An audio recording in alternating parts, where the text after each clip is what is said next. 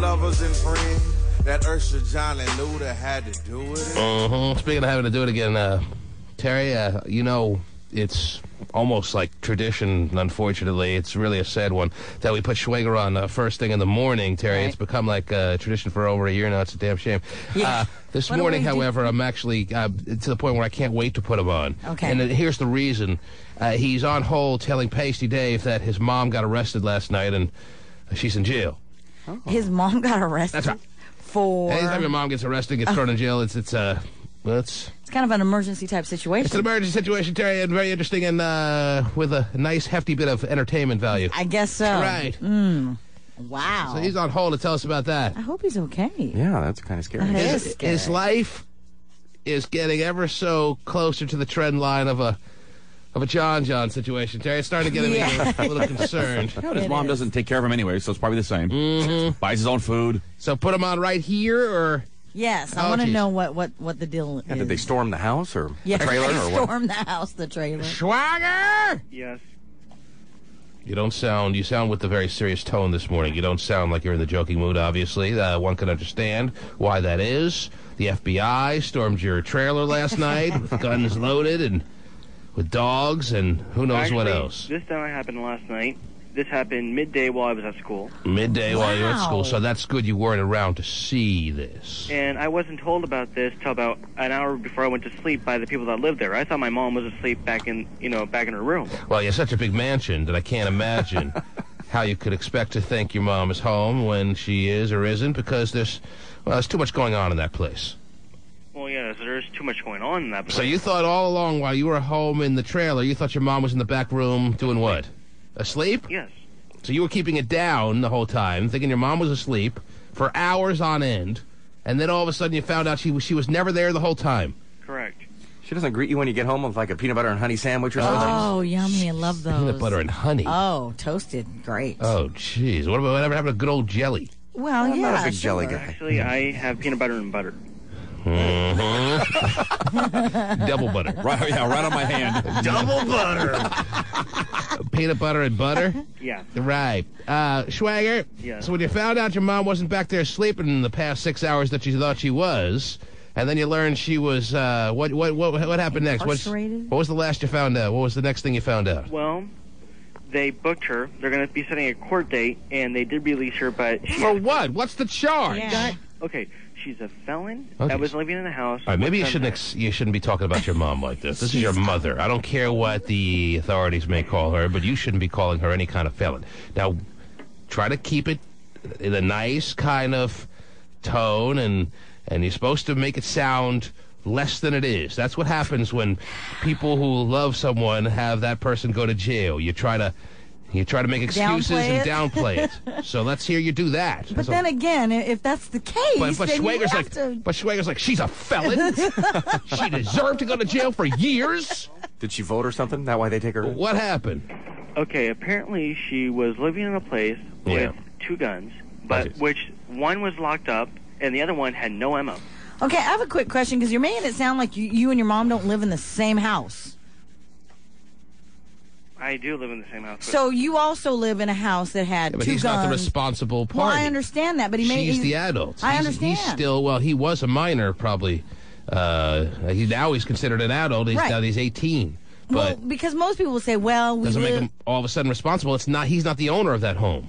I understand, but it just made it sound like he... What do you think? He should be locked up too? Is that what you're saying? No, I'm saying most people would talk like, well, Our there's a place or house in something. our there's a gun in our house, Right. and he doesn't talk like He that. makes it seem like she lives Somewhere else. in a different state in the country. Yeah. Mm-hmm. And then he Schwager? he mentioned Yeah. the Terry- people that live there. Like, Terry he would doesn't- appreciate if you didn't abandon your mom at this I'm stage not. in her life, considering I'm- the circumstances. It seems I'm like you want to not. separate That's yourself from the reason I'm woman. calling the show. What? I'm calling the show for the reason that I'm not abandoning my mom. I'm trying to dip into the T-Man Cash Fund for lawyers. Oh, Lord. That's why you're And calling bail. David Gerke. the T-Man Emergency Dysfunctional Family Get Me Out of Jail Fund? Yes. Held on $4 million I just bail? need help for a lawyer.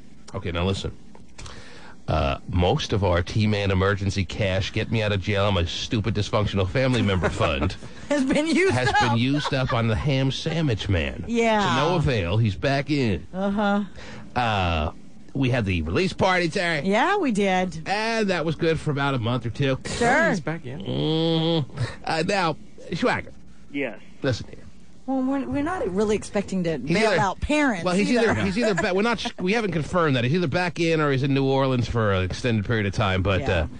we're on decent information that he's back on the inside. Anyhow, Schwager, Yes. your mom is being held on gun possession charges. No, just living in a dwelling that has firearms. I don't know if you consider your place a dwelling. Well, if she's on probation, right? Then she must have been on probation if she had a record already, so she couldn't be around that. She hasn't been on probation for I don't know how She long. has been on probation. What'd she do in the past? Yeah, what was her first crime? I don't know if she was or not. The only thing I know is that they say that she has a record for being a convicted felon, so... Well, you don't even know. You had no knowledge of that. You didn't realize your mom was a convicted felon until yesterday. Yeah, I thought she could actually vote, Right. But, all right, fine. But you never had any knowledge. You're an 18-year-old boy now. You had no idea that your mom was a convicted felon. She never told you about that. Correct. Wow. So you are momless Oh, wow. in 2005. But he has been his whole life. What's the big deal? jeez. Did you know about these guns? Were these guns there when I was at your place? Oh, jeez. Stephen feels violated. He does. How dare you? Schwager, were you... right to He doesn't bear want to... arms. He doesn't seem like he wants to answer that question. Schwager, does your silence indicate to us that you did have knowledge about these guns being in the place? Not that you had any say about it. Not that you could I do know anything there was about a it. taser there, but You, no. you knew there was a taser? Well, they went, arrest Jeff. What were they doing at your house to begin with? I don't know. Could you have a taser in your house these days? Can anyone have a taser? Probably There's a not. taser. I just don't know where to get a taser. I'd love to have a taser. That'd be cool. Look it up on the internet there, Pasty. Let's find a taser. Yeah, give me a taser on Martell's. eBay. I want Martell's. a taser.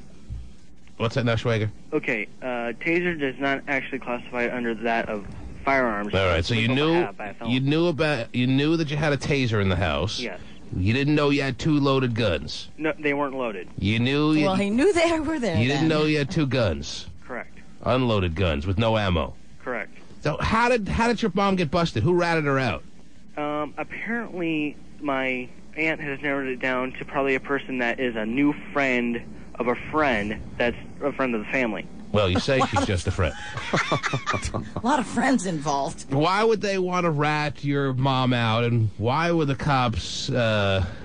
Yeah, just based come busting on in. hearing about information that she may have an unloaded weapon and that, why would they come busting in like that? There must be something else that they came in for. I don't know, but I did hear from my aunt that this person that might have ratted out my mom Right. also ratted out another person that lived down the street. All right, well, you show them. You stop shampooing their dogs. All right? You get even with these rats. You're going to have the dirtiest dogs in the trailer park, Terry. Dirty dogs. Actually, my family is very pedoed, and they could probably take care of it themselves. All right. Well, with all the guns in the house. Yeah, no kidding. They're going to come out Oh, blazing. jeez. Now, what do you want? What do you want us to do here? What would you like us to help you with? Well, Dip I was into the hoping I could get pond. some. She's going to have a court date down the road. I was hoping I could get some, judicial help from you people. Some financial backing for the Right, that's what we have to do. Bail out moms. No. our new thing. What Is your mom in trouble with the law? No, actually, I'm trying to find out. Trying to get her a good lawyer. A good lawyer. Well, we have the Gerke attorney at our disposal. Would you like us to phone him? Would you like his number so you can phone him? What would you like us to do here? Well, I'm not actually sure what's going to be going on, but I would like that number just in case. All right. What about your advertisers? Yeah, what about your sponsors? Yeah. Can't they help you in your time of crisis, seeing that you're a big cash cow for them? Well, HS Hotties, the only thing about the agreement was, for my graduation stuff. This isn't in the agreement. So right now I'm trying to save money from work in case I need to use that. Yeah, this is not the way you expected the last couple of months of high school leading into graduation to go for you, is it? Apparently, in the agreement with us, it's in there that we Yeah. can Yeah. bail out all. Exactly. Then not only do we bail out Right. mom, but Yeah. we'll bail out brother in the future. Right. And swagger in the future. So how too. many family members do you have in jail right now? How many family members are in prison right now? Well, let's see. I got like 2 or 3 cousins in juvie. Mm-hmm. Oh, cool. And mom. Well, Mom got bailed out last night by one of the family members. Oh, okay. How much was the bail? I'm not sure. $5. $5, huh? Probably not 5 pounds. And you guys didn't have, you were able to go to a bail bondsman at that time of the night to get that kind of cash? Anyway. And they owe the Well, the bondsman thing is, $30. the main thing we're concerned about right now is the court date. So where's your mom? My mom, she's at home. Where are... Oh, he's So you're calling on her behalf? Yes. I thought she was locked up. She's out right now. She's out right now. Well, you There's a have court her date call down the us. road. You have her call us and ask for an attorney. Yeah, no joke. No, they let her out. I want to She's talk to fine. the Schwager mom. Yeah, she's out. Slap on the wrist, pick up some trash, Okay. done deal. Yeah, pretty She much. is out, but the court date down the road concerns me. Why? What is the possibility of... The maximum they can give her is 5 years. They're not going to give her 5 years. Jeez. Well, we got to find out what her past record is, though. I think the only I'll be her attorney. Come on, you the know what only your thing mom's I might done know in the might be a past. driving offense. Mm-hmm. No, come You on. know more than you're letting on. And until Yes, you he come does. clean with all the information we need, we can't be of any assistance to She was in a you. car accident in 91. You're not a convicted felon. What, she hit and run? She kill someone? No. DUI? DUI does not make you a convicted felon. Yeah. It It's either was- some kind of trafficking, either guns, drugs, something like that. Right. That she's still on probation for. Prostitution. Oh, jeez. I mean, that she can't even Even be... that, she's not still on probation Right. for. And, It's and, not felon either. and it's not like she can't be in a house with guns if she's a prostitute. Right. She should be in a house with guns if she's a prostitute. Right. The only thing I know is she was in a car accident in 91, and that's the only thing I Oh, know now it's a for record. car accident. And did she kill someone in that accident? I don't know. Did she do time for that accident? I think so. How much time did you do for that accident, to your knowledge, son? Son. I know, huh? 3-4 months. That's it? Then she didn't kill anyone. Well, it was back when I was in kindergarten, so. She was drunk and killed someone when she would do more than 4 months. I hope so. I would hope so. Well, I don't Steve would know hope- these days. Steve would hope so twice. Well, that wasn't these days. That was 91. Right. Yeah. Anywho, Schwager! Yes. Call us back with more details, and we'll start working on the case. Yeah, Okay. you can count on us here at T-Man, Free, and So, Yeah, that's right. all right? I saw our ads on the bathroom wall. That's right. Did you? We look really The law good. firm of T-Man, Free, Kilworth, and Sutton will be there for you in your time of need. Not really. Not even close. He was in kindergarten in 91? Holy crap. Really? That's the scariest part of the phone call. Oh, jeez. Jeez. I wonder what his mom really did. When your mom goes to prison, Nick's Fox. The T-Man. They're the cutest odd couple on TV. But now, is it over for newlyweds Nick and Jessica? We're new at letting go. Yes, they are done with their TV show, Newlyweds. But Nick and Jess are still happily married. Ah, sweet. Although rumors say they're breaking up. Well, there's been a lot of rumors for a number of months that they're breaking up. Well, we'll see how they do with the cameras not following them around the house 24/7. Yeah. Let's see how they do now that they actually have to live as a married couple in a normal, more normal fashion. Yeah, should be It'll interesting. never be a normal fashion. No. The cameras following you around day in, day out can keep some of the problems in your marriage off the radar screen. Mm-hmm. The fact that Nick loves to dive into the muffs of strippers there can be hidden by the fact that you're always got to have those cameras around. Yeah, true. Let's see now that those cameras will not be there if they make it a year. Steven, your thoughts? You think it's over? I think it's going to be tough. Yeah. Did you watch the season finale last night? Was it last night? I guess the series finale now. Was it last night? It was. Well, if I didn't watch it last night, I'll watch it tonight or tomorrow. Or Right. Keep repeating it. I'll have 6 options on Saturday, and I'm sure I'll catch it. It was also Ashley's last show. Oh, Ashley. Yes, Ashley, what a superstar. Now, was the finale, was it a good, solid finale that will certainly put them riding off into the TV reality world sunset in a nice, big, happy light? I was quite disappointed. Oh, actually, jeez. because it was more like a recap show because they were selling the house and then they'd say, "Oh, remember when we did this?" And they'd flash back. Oh, I hate those my flashbacks. Stupid. Why are they selling the house? Like, that's what they need on these kind of shows, is flashback shows, because you don't get to see reruns that often. Right. So we got to hear her think, that Buffalo Wings was actually Buffalo again, all that stuff. Stupid mother. But then they decided at the end not to sell the house, not to ruin it for you, Oh, geez. which I guess I just did. Wow, I can't believe. that I won't be able to watch it with a clean slate now. You've killed it for me. And then Nick packed her dog in a little box and tried to close the box, and they had a little argument over that. All right, okay, that's right. Tell me what else is going on in the world, please. What else is happening? This I find kind of interesting. People magazine has Demi Moore and Ashton Kutcher on the front this week. They're expecting, again, supposedly saying that they're expecting a child. So it's not just tabloids anymore reporting that Nick or that Demi and Ashton are pregnant. Right. It's now People magazine. Right, yeah. I see. Because, I mean, everybody else has been reporting that, like Us Weekly and, In Touch. But now, People, that's a huge deal. If you want to have a reality show, Terry, that makes people entertained, you better have it with this guy. I'm telling you, Dave. He still thinks he's talking to Pacey. Is that your new name? That's right. And you know what? I want to tell Matthew Swager, now who sees the light, bitch? See, that just shows that John's personality is... Psychotic? No, not psychotic. It's funny. It's amped up for the radio, and he's not drunk this morning, and that's why he has to do it. Because he was just like having a jovial conversation, he thought, with Pasty. Then when he realized he was on the air, he turned on the... Scream? The Scream personality. You're a fraud, John. Whoa. Wait, don't you call me a fraud. You're a fraud! You're a fraud. You're not even a drunk. You're a whore. What a disappointment you turned out to be. You're a whore, T-Man. Yeah, but at least I don't try to hide that. Yeah, what happens in Vegas stays in Vegas, right? What do you want? What the hell do you want? I'm on Quaaludes. What do you want? Quaaludes. Oh, my God. And alcohol, too. I didn't say, what are you on? That's obvious. I said, what do you want? What do I want? Yes. I'm on an attorney. Whatever. Matthew Swager, I mean, you know what? That kid has been on the show for at least 2 years, and Yes. son of a gun. Man, I think it's great. Okay, that's all right. Thanks a lot for the call. Yeah, have a great day. Man. So, you figured that out this morning, Trey? Quaaludes, huh? Wow.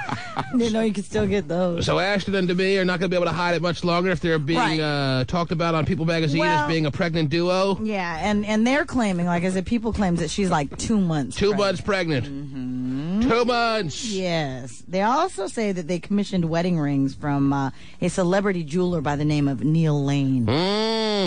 Neil Lane. Yes. Brother of Nathan. I guess so. This is no joke anymore, Terry. That's right. They are a happy family now. Looks like that. And now that Demi Moore is pregnant, Bruce Willis always played it cool, always played it, oh, this is great, I'm happy for them, and all that crap. Do you think he can keep up that masquerade? Or do you think now that she's pregnant, it becomes more of a real permanent situation, and the anger, the boiling starts to begin, and the Bruce Willis mind, body, and soul? I don't really think he's that upset. 'Cause I think he is. He's doing pretty fine himself with the little young buck. Doesn't matter. Chicks. Doesn't matter. Doesn't take away from your anger about somebody else just because you're screwing every hot 22-year-old you can get your hands on as a 50-year-old man. Well, but they all live under one roof together, so they probably all, still have. Is Bruce actually going to be the nanny for the baby there? Probably so. Because doesn't he spend quality time with Demi and Ashton? Yeah, like I said, I swear they all live together. Picnicking and all that crap? Yeah, they do. And in fact... She's their Pacificer. He's gonna give Demi away? Yeah, probably. I don't get it. And I think I reported how they call Ashton the other dad or something like that. Right. Some cute little nickname for him. It's crazy. But they're all happy. Everybody's happy. Right, so they say, until somebody picks up an axe and wipes out the whole family. And then we'll all go, hey, Yes, T-Man was right. We should have seen the signs. Yes. They seemed happy. They always do. Yes. Everyone seems happy until someone goes on a murdering spree. Right. And then Hollywood style. And then the neighbors get interviewed. I don't know what happened. They seemed happy. Yeah, they did. Such a quiet family. All right. No trouble. Didn't cause anyone any trouble. Always had a smile on their face. Right. I can't believe. Look at that gory scene. It's awful. Now, I'm not saying that's going to happen to them, but I wouldn't rule it out. Yeah. When they come to interview me about a potential situation like that, I'm going to say, I saw this a mile away and no one listened to me. Right. I was shouting it at the top of the roof. That's right. No. Oh, jeez. Okay, what else? What else is happening? Well, since we're all on the tabloid thing, sure. Britney Spears has decided to post a message on her website to the tabloids themselves. What do you want? You've had... Get on with the real story, bitch. Wow, I can't believe, he just will talk through the whole show, and all I gotta do is punch him up to catch him in mid-sentence. I heard there, the second half of the sentence that we tuned in for there is, you're a bad Asian. Okay. And they should stop with your stupid stories. I thought he was saying he had a bad agent. Yeah, and a bad American, too, bitch. Oh, jeez. You're a bad Asian/American, too. Yeah, I am. Oh, well. But I want to focus on something right now. Hammy's in trouble, and I want Pasty to call Hammy right now. Okay, then you get a hold of Pasty and make that happen there. What was that now about Britney Spears, Terry? Anyway, she posted a message to the tabloids on her website yesterday. Pretty much saying that, hey, you guys are a bunch of crap. You know, all the crap you're posting about me. You're saying that, I'm pregnant, that I've got breast implants, that Kevin and I are breaking up, yada, yada, yada. Yes. It's all false. All false. All that good stuff. Well, the Star has replied and says that they're standing by their story, which they claim that Britney is 3 months pregnant. 3 months pregnant. And Us Weekly says, quote, our coverage of Britney has proven to be accurate. All along. All along. We told you she was white trash 6 years ago. Look at us now. So. Stephen Kilbreth, is Britney Spears with child? Does she have one in the oven? Is she knocked up? Is she impregnated? It wouldn't surprise me. I mean, that seems to be what she wants and what's next in her list. And if so, is she further along by 1 month than Demi Moore? Ooh. They're battling it out. The pose down. I'm surprised Britney could type. That's the part that shocks me. Wow. Well, and her you said message she typed a letter to the Star on her website. do you want me to read some of it? Oh, we have it. Oh, hey. Oops. Yeah, I have some of it. It says, Dear False Tabloids. Wow, that's really telling them. Yeah. Yeah. That's a scathing opening greeting, Terry. I'm sure that the Star was blown away by that initial greeting by Britney Spears. Dear Absolutely. False Tabloids. Yes. Take it back, take it back. As you read this letter, I bet you are asking yourself, who? Who, me? Am I a false tabloid? Well, I don't know. But after this posting, I hope you're asking yourself a lot of questions. Your employees are a reflection of your magazine. Do you, Us Weekly, In Touch, Star, and other desperate magazines want employees who are honest or those who are liars? Oh, geez. Same thing, Terry. Either way. Yeah. They're synonymous. Right. It seems to me that you'd prefer the latter. She's really laying into these tabloids, Terry. Yeah, she is. Britney's giving them both barrels. If I'm a tabloid, I don't leave the house today, Terry. If I'm an employee in one of those tabloid buildings, I don't know if I'd make it to work today, Terry. I'm too busy hiding under my covers. She's scolding me. She's sending Federline out for him. Yeah, she is. Go get him, All right, what else does she won't say? get off She the says, couch, I'm then. really concerned about the people you hire to work at your companies. I'd like them to ask themselves the question, what am I lying to myself about? Is it that you are 50 pounds overweight? Oh, is geez. it that your children aren't making wise decisions? Oh, geez. Or is it maybe that your husband or boyfriend is cheating on you? Wow. Until you face what is going on in your life, Yes. I guess you'll remain a false tabloid. Whoa, a false tabloid. Gosh. Britney should stop typing letters. Yeah. All right. She probably thought it was really funny at the time when she was writing it. Right. Oh, I'm going to watch this part. Yeah, when she was drunk. Should have been better off drunk than being sober and typing this stupid letter. Yeah. Jeez. Oh, goodness. Well, Britney's married now. She's very bored. She has a lot of time on her hands, and she is spending that time writing scathing letters to the tabloids. Sure, Shows. sure. Okay, Britney. We're all scared. It's okay. It's going to be all right. Jeez. You're just a little hormonal right now because you're 3 months along. Right. Have a nice Cherry Garcia with some sardines, and everything will be fine. Oh. Very good. The T-Man. Q93. What happened in Vegas didn't stay in Vegas. We are here in Las Vegas. Barely alive. The T-Man filled up a plane with Q93 listeners that danced, drank, and won a ton of cash. for $1,000. T-Man, we have a winner. We have a winner! We have a winner, T-Man. Thanks, Southwest Airlines, TI Las Vegas, and Singular for one hell of a ride. Can you handle this intensity? Get ready. Because the cash is coming. With the Cube 93 Big Spring Cha-Ching. John Stamos.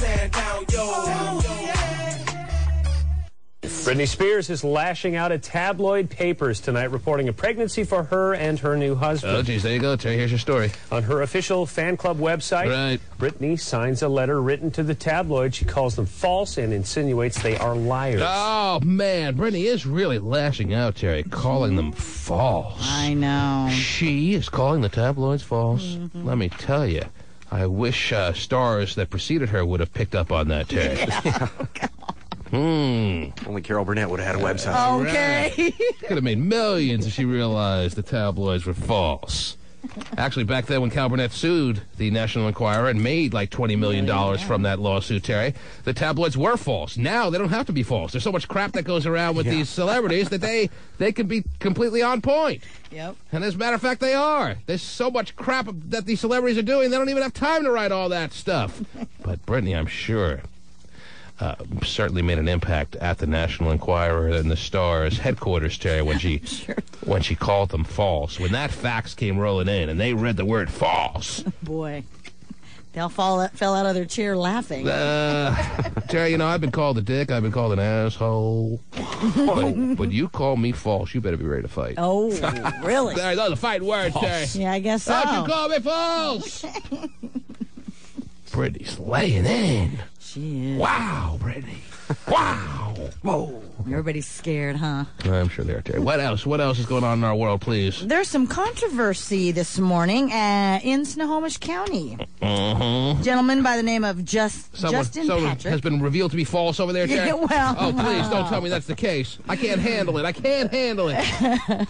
Justin Patrick is in trouble this morning. He's a Snohomish High School senior. He and a couple of buddies What is Snohomish High? Is it by, like, Edmonds? Is it in the Linwood area? What is it? Well, Snohomish County's up north of Linwood. All right. Well, Snohomish is a city, too. Like Marysville area or below that? More towards Monroe, kind of, I think. I don't know. West of Monroe. West of Monroe. So up north, yes. Where is it in relation to Everett and Marysville and all those fun places? Very close. Between Monroe and Everett. So where is it? How far from, everything to me is, how far from the casino? How far from the Tulalip? Not very far. Is Snohomish High or Snohomish County? Probably 15 minutes, maybe. Mm-hmm. 20 if traffic's bad. Wow. Over the Trestle Bridge, Stephen? Yeah, you would have to take the trestle. So if you're going to the casino now, it's going to be trouble. Remember, you asked. What did Justin Patrick do, Terry? Well, him and a couple of buddies wore T-shirts that said "Snow Hose" across the front. Snow Hose. Snow Hose. Well, it's their favorite afternoon snack, Terry. You can go Ding Dongs, you can go Snow Hose, you can go Twinkie, whatever you want to do. Hostess makes a fine variety of products. I want to go see all of them. Anyway, he was suspended for this. But he's a guy wearing a T-shirt saying Snow Ho. What's the big deal? Well, it would be really cool if some of the girls are walking around the high school with T-shirts that said Snow Hose. That would be cool.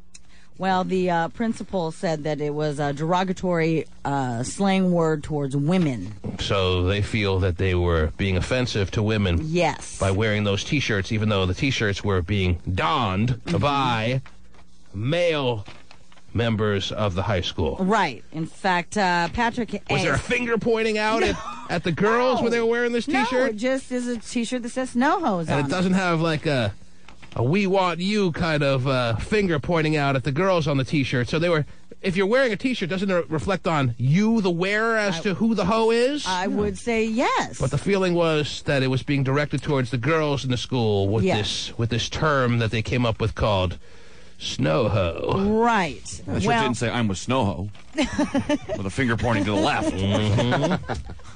Doesn't have any relation. No, there's like no that. Arrows. There's It no just said Snow Ho. fingers. Nothing. You got a picture. It looks like in that paper there, and a picture of the T-shirt. Let me see.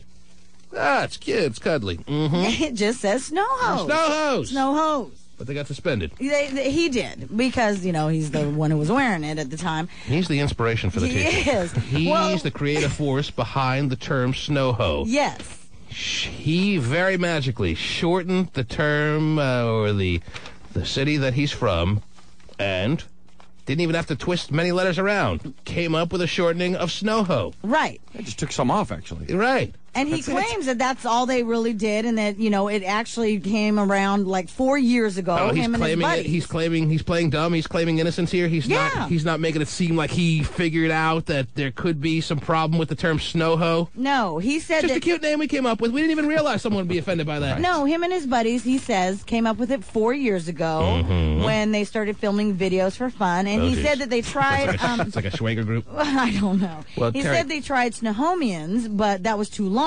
Right. That's not as catchy as Snow-Ho. Right. And, I see. And so all of them say, you know, they never considered it derogatory in any way and never got any complaints from anybody either. Now all of a sudden it's in an uproar. Now all of a sudden he's been suspended for it.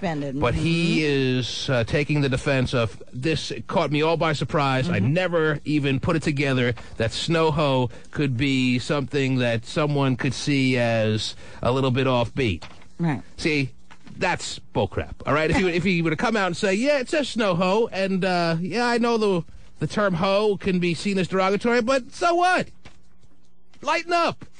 If he were to say that, I'd be like, yeah, you're right. Everyone should just take a breath and ease up. Big deal. So it says Snow-Ho on his shirt. So some of the girls are Snow-Hos in that school, I guarantee you. Leave me alone.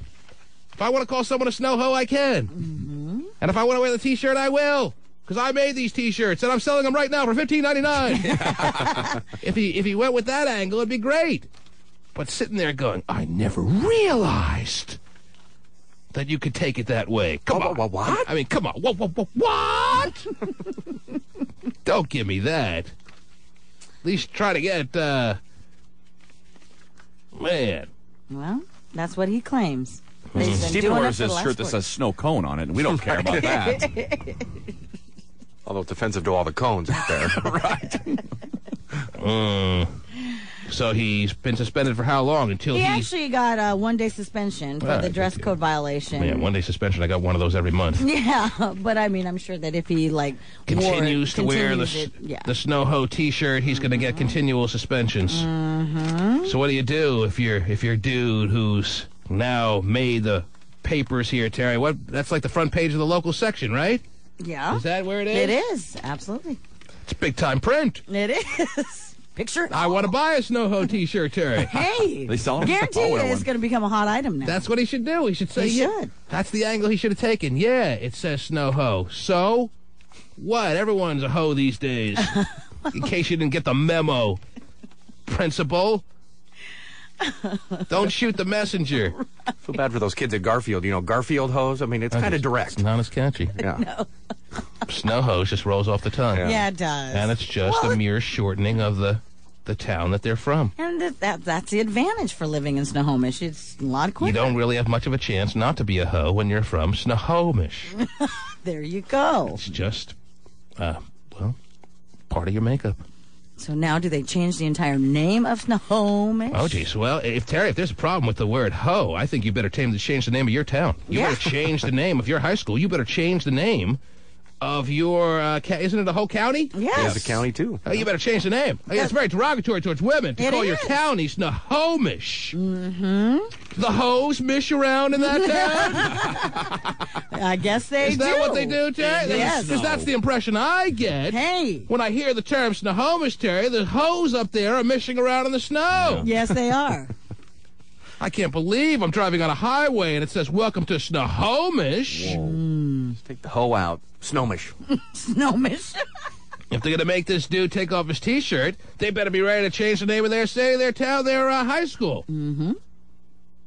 If it's such a problem. It's ridiculous. And we better, as a matter of fact, well, let me take some calls on this. Yeah, you're on the air. Hello. Hello. Yes, hi. Hey, T-Man. How are you, sir? How are you? Not bad. I'd like to know, what does Santa Claus say in Snohomish? Like, he better not say ho, ho, ho. As a matter of fact, I don't think Santa Claus should ever be able to say ho, ho, ho again, Terry. Right. That's a very derogatory term. He is. And sitting there in the mall, of all places, where families get together and congregate, Terry, where families have a little holiday cheer and a little shopping going on, for him to be sitting there in the big chair with a kid on his lap saying ho, ho, ho. Big chair with a kid on the lap. Ho, ho, ho. Terry, I don't know if people are aware, but they are apparently in Snohomish County that ho is a very derogatory term. And if we don't start eliminating all of it from our vernacular, we got to change the whole concept of Christmas. I guess so. Immediately, Terry. I thought Santa always said, I'm skipping Snohomish County this year. Mm-hmm. Jeez. I hope they realize that Santa is a very non-politically correct, Terry. Mm-hmm. And must be altered immediately. Yeah, you must. Well, now, what can we change Santa's catchphrase to since it's no longer acceptable, Terry? Gosh. Since ho, ho, ho is no longer allowed to be said, since people are so with heightened sensitivity towards that word. That's right. What can we make Santa's new catchphrase? David, what do you got? I think that, when you have 3 hoes right next to each other, I think it's okay, though. I mean, I don't think it's offensive. Well, what if they don't perceive themselves as hoes, even if they are? They're dirty sluts, but they don't know it. Dirty sluts. Mm-hmm. I think if the kid had on a shirt, snow, ho, ho, ho, then we'd be fine. Mm-hmm. The way this article reads, it doesn't sound like it. Not even with the ho, ho, ho's. Not a Christmas shirt. No hoes anywhere. No hoes. 1-866-663-T-Man is the number to call. You're on the air. Hello. Hello. Yes. Hey, well, since we changed the names, I guess you better change Till I Come. Tillicum. If you spell it, the spelling is... Yeah, if you say it more phonetically, it's right. It's a lot worse than Tillicum. Right. You're not leaving until... I went from Snohomish to Tillicum in one day, baby. There's also a There hump you go. tulips. Yeah. Is it what? Hump tulips. Mm-hmm. I tell you, what I'm realizing? This area of the country, very phallic. This area of the country in drastic need of some changes for political correctness' sake, Terry. That's right. In the good thank you, sir. In the good name of political correctness, there better be some new cities, some alterations to some of the cities' names in this area, Terry. Because Tillicum. What about Stillicum? Stillicum. Oh, that's right. Snohomish. There you go. God. Kirkland. Oh, watch out. The land of Kirks. Look out. Oh, you know what those Kirks did, Terry. Yeah, I got the shirt. They get together. I'm with Kirk. Mm-hmm. Don't say that out loud, man. Sorry. The FCC will be all over us. Yeah. You're on the air. Hello. Hey, the way they even spelled his shirt. Smelt Like Snow Hose. It was an S at the end. Yes, Yes. there's an S, which makes it plural, sir. I don't understand what your point is. It just means... So if it was snow, ho, you think it would be okay? But, I mean, it doesn't make any sense. It's like if they're going to use it as a derogatory term, it's like if somebody's walking down the hallways and they got Keebler Cracker on their shirt. Are they going to make an issue off of that? Well, there's a lot of sensitivity out there these days. Maybe they would. But certainly in their minds... In this day and age, the term snow hose, not acceptable. Yeah, because it violates the school dress code, which prohibits any display of words, pictures, or references to alcohol, tobacco, weapons, guns, or sexual innuendo. It's way worse than just having the name of the town or the name of the school, even though that has the H-O in there too, Terry. Mm-hmm. Snow hose, too much for them. Snow hose, too much. It's too direct. Mm-hmm. And this kid will be suspended until he's rid the town of all the snow hose T-shirts. Maybe we should drive through that town to see if there is any more snow hose in there. Now it's actually kind of cool that the kid's playing dumb. I'm just proud of the city where I'm from. That's right. Why are you making me take off my shirt? Now I'm bare-chested. Oh, my nipples are getting hard. That's okay, though. Yeah, that's all right. Right. That is crazy. Well, I certainly think that the dude and his friends knew what they were doing when they made shirts that said snow hose, but so what? He can play dumb. This is my town. I'm a snow hoe. She's a snow hoe. I hope she's a snow hoe over there too. Man. Well, it's not like, he's got it on his sweatpants on the rear end like a lot of the fashion these days. Yeah, you can put juicy on your butt, but you can't wear snow on your shirt. Yeah, you can't wear snow. I know. I mean, I've refinanced homes out there. I asked them, what do you got for equity? What do you got for assets? They're like, well, I got a couple of cows and I got a goat in the backyard. Oh, jeez. Okay, thank you, sir. Dude, I mean, if you're not going to be hypocritical, then you got to change the name of the town. Mm-hmm. If the term hoe is so offensive. You're on the air. Hey. Yes. What's up? I just want to say what up to everybody. I grew up in a town. Grew up in a town right next to Snohomish, and they've always been snow hoes. They've always been, and used to have a little bit of innocence back then. Now it's derogatory, it's wrong, and it's got to be stopped. Right, I guess. But has there, to your knowledge, ever been T-shirts that directly indicate the new term, snow hoe, or not so new term? Not to my knowledge. Not to your knowledge. Well, when they saw it in print, it was too much for the administration of that school. That's right. That's when it had to end. Yeah, I guess. And suspensions must be levied. Yeah, sure.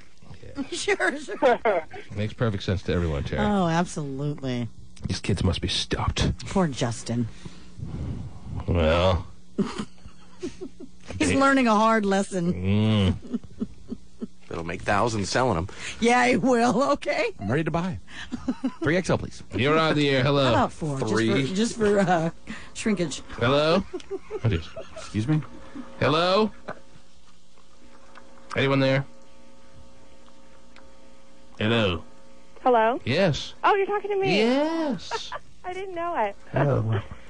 Well, I just want to say that I went to Snohomish High School like 5-6 years ago, and they always use that term. They always use it, but it's something about being seen in print. It's something about the T-shirt walking around the hallways that all of a sudden it was now over the top.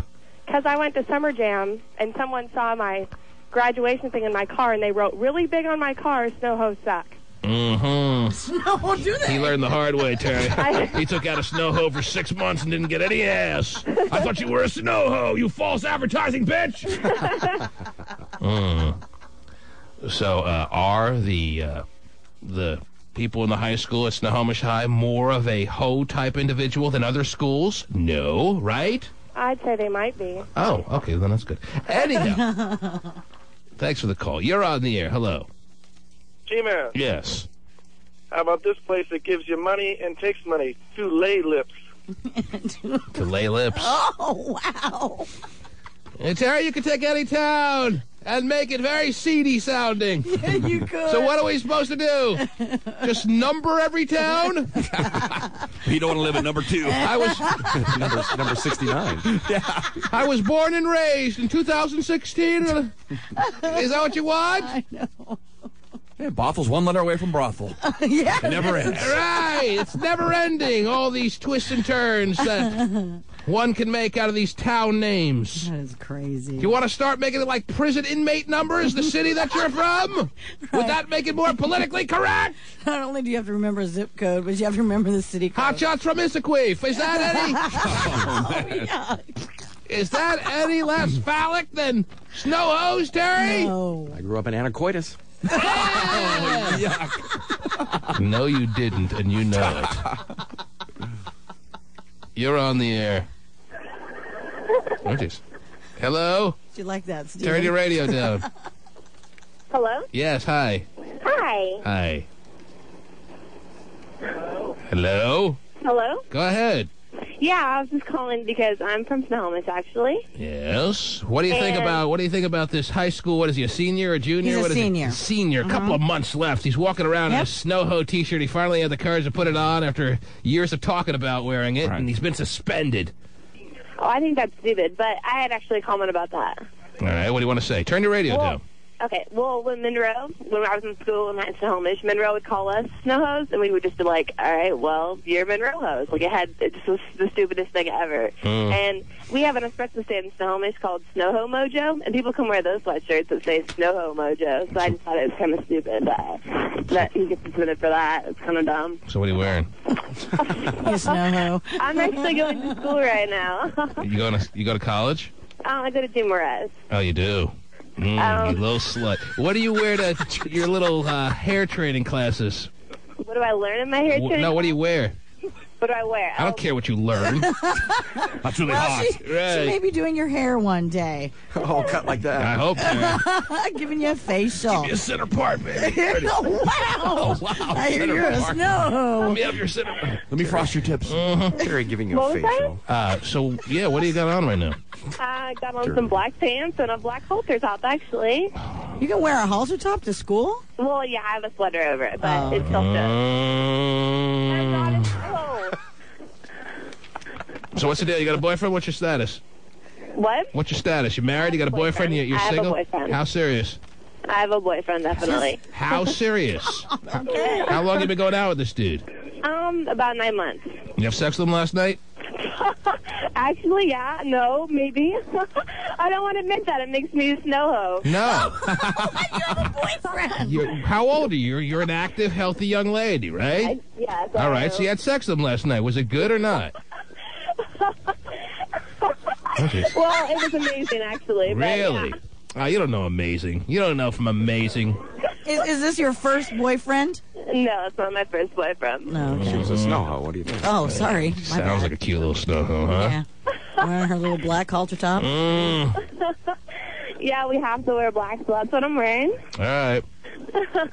When are you gonna be placed in one of the stores? One of the salons.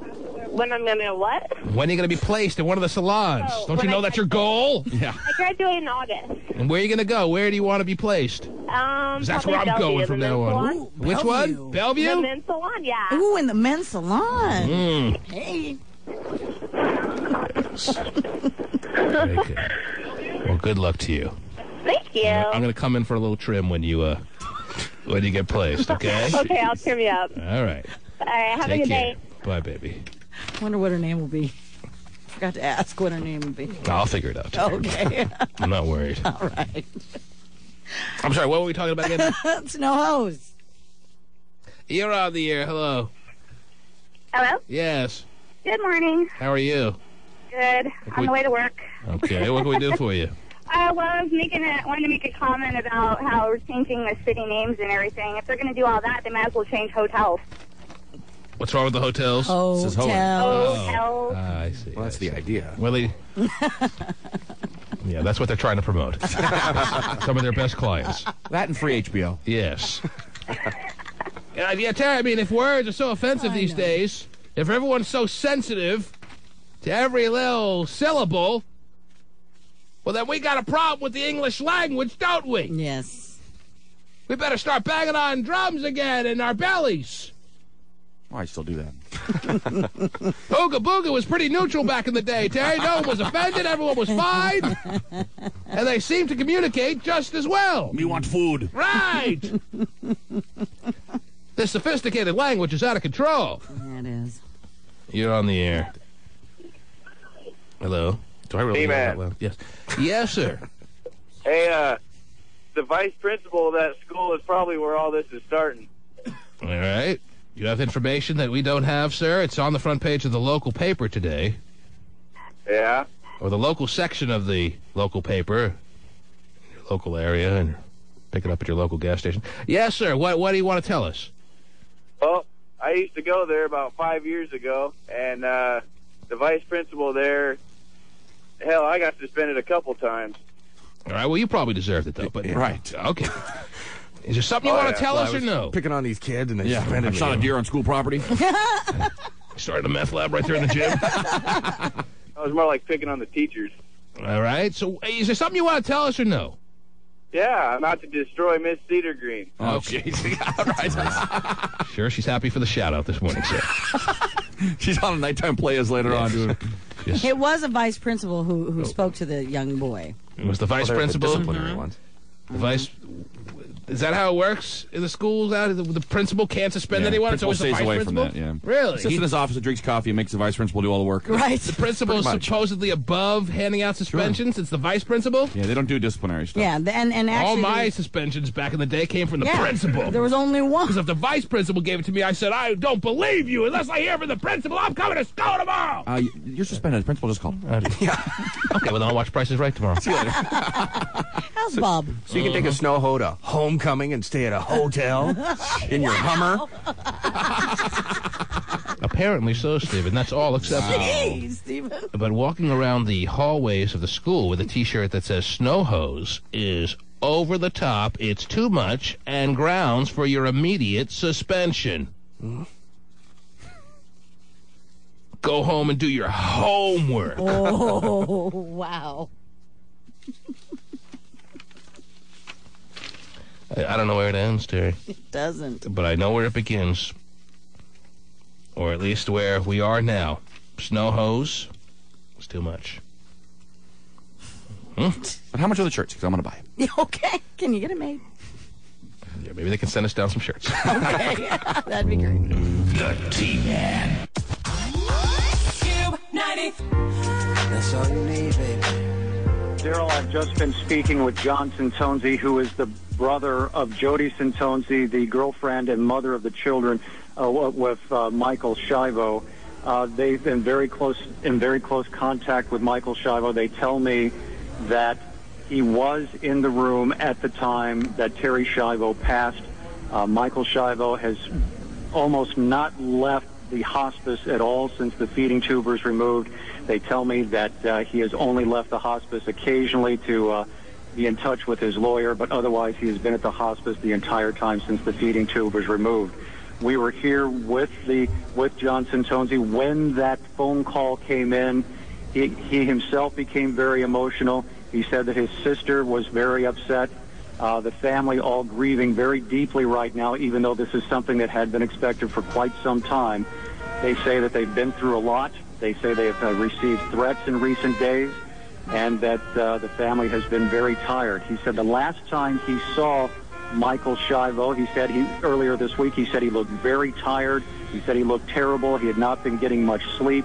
But again, he had been spending almost every minute of the day and night at the hospice, and that he was in the room at the time that Terry passed. Live coverage, Terry, of CNN, a story that everyone seems to have an opinion on. Mm-hmm. No one is listening to the accounts of this situation and saying, well, I really don't care about it. Right. Everyone seems to be on one side or the other. And now, this morning, it has some kind of conclusion, although this thing seems like it will never be a story that ends. Right. Terry Schiavo died this morning at some point of the morning. I'm not sure at what time, but she, with her feeding tube out for now 2 solid weeks, she has passed away this morning. Mm-hmm. I'm sure this is exactly the way she wanted to go, too. With the media standing outside, making sure they took note of every little twist and turn, every minute, every little situation that happened. And she was made the subject of all kinds of scrutiny and debate. And this is exactly, I'm sure, what everyone would want in that situation of being in a vegetated or, as some claim, not so vegetated state, Terry. Yeah. I'm sure she would want all these politicians fighting over her the way they are, Terry, and everything, every movement, every little new development covered on national and worldwide television. I'm sure that's exactly what she wanted. People outside her hospice, the hospital, fighting back and forth with one another. People that don't know her from a hole in the wall. Strangers who are acting on her behalf, screaming at one another, letting the other side know what's best for Terry Schiavo. That's the way I'd want it, Terry. Sure. Put it in your will. Mm-hmm. I want the world to fight over me so the public eye can be there to witness every maneuver that happens. It's a sad story, no matter how you slice it. It's one of the saddest stories in recent memory. It is. And now Terry Schiavo this morning died. Mm-hmm. CNN will cover it wall to wall for the rest of the day because now, I mean, there's no way not to. It's like the biggest story that has happened in some time. Terry Schiavo, spokespeople for the Schindler family, had come out within the last moments and said that Michael Schiavo was not with her at the time of her death. Spokespeople that he's talked with from the Schiavo family, though. Her husband getting death threats, Terry. Her parents were begging the husband to give us back our daughter. You have your own kids now. Let us make the decisions. But I guess in the legal forums, the husband had the power over the parents to make the decisions that he considered the best for her in this situation. And therein lied the debate. The debate that now has been thrusted to the most national prominent spotlight that anything really has in the past year or so. The debate doesn't seem like it's going to end anytime soon, is it? No. Absolutely. Stephen, just so we know, if you're ever a vegetable, would you like us to turn off the machines or no? I haven't made that decision yet. Oh, jeez. After all that's gone on over the past couple of weeks, hasn't everyone made their decision as to what they would like done to them if they should be in some kind of vegetated state? Well, I don't think it'll be your decision, first of all, so... What do you mean it won't be your decision? It won't be your decision. Well, he knows that. Oh, if you get the vegetated state? Right. He knows that. Because you said, well, what should we do if you I'm just curious about what you would do. I'm not going to sit there telling the doctor, he told me I have the power over everyone. Sorry, wife. If that happens to you, I'm not going to care. I mean, you're going to play the tape, and I don't want that to happen. All right. Well, it'd be great if you could actually give your thoughts, and there was a tape with your wishes on it. I don't think I would want... So let's roll the tape. I don't think I would want to trouble or have people in this situation for as long as this has gone on, for 12 years or whatever it was. So are you saying, so we could document it right now, to play to attorneys, I'm not documenting doctors? anything at this point. You're saying you'd like the machine shut off. Okay. There you have it. I think it's just proof that people need to make wills and, and all of that. And Doctor, he also said I could have his cabin on Guimas. That's right.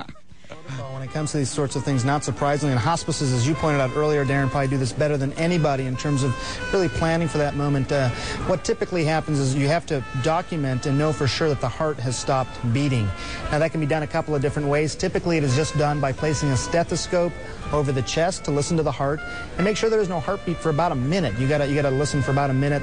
In some situations as well, an EKG is performed, actually looking for any electrical activity of the heart. One of those two things would be done. The stethoscope, a doctor can perform that, a nurse, an EMT, somebody who's in the hospice. Usually it's one of the doctors that are on staff there.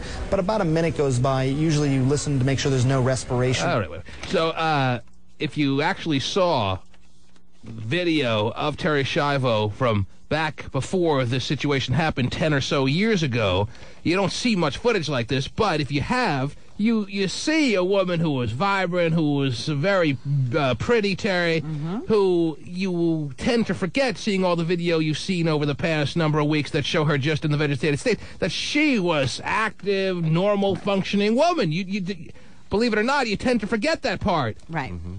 All you think about is the Terri Schiavo who looked pretty sedate and vegetated to me. Didn't look like she knew much of what was going on. I'm not going to claim to know much about the true medical intricacies of the situation. I'm not a doctor, and I can't tell. Like, a lot of people are making their judgments just based on the video. Oh, no, she can tell what's going on. Right. Isn't that amazing? She followed the balloon. I saw it on video. Yeah. Don't pretend like you can make any judgment of what's really happening just based on what you see on a video. You see congressmen debating in the middle of the night over what she can and can't do by what they saw on a videotape. Are you kidding me? Unbelievable story. And what was that now? I was going to say that when my dad, a couple of years ago, when he was in the hospital and such, one of his things was, and he couldn't talk or anything, but we had to write him a note to let him know what his options were. And one of the things that was he absolutely didn't want to live on a machine because he couldn't talk and he couldn't eat like normally, and he'd have to have all of us come take care of him, and he didn't want to be a burden. Now, yes, because there's something to be said about dying with a little bit of dignity. Right, now, Terri Schiavo, I believe, didn't really have a lot of dignity, unfortunately, no fault of hers. Right. When she died, Terry. Right.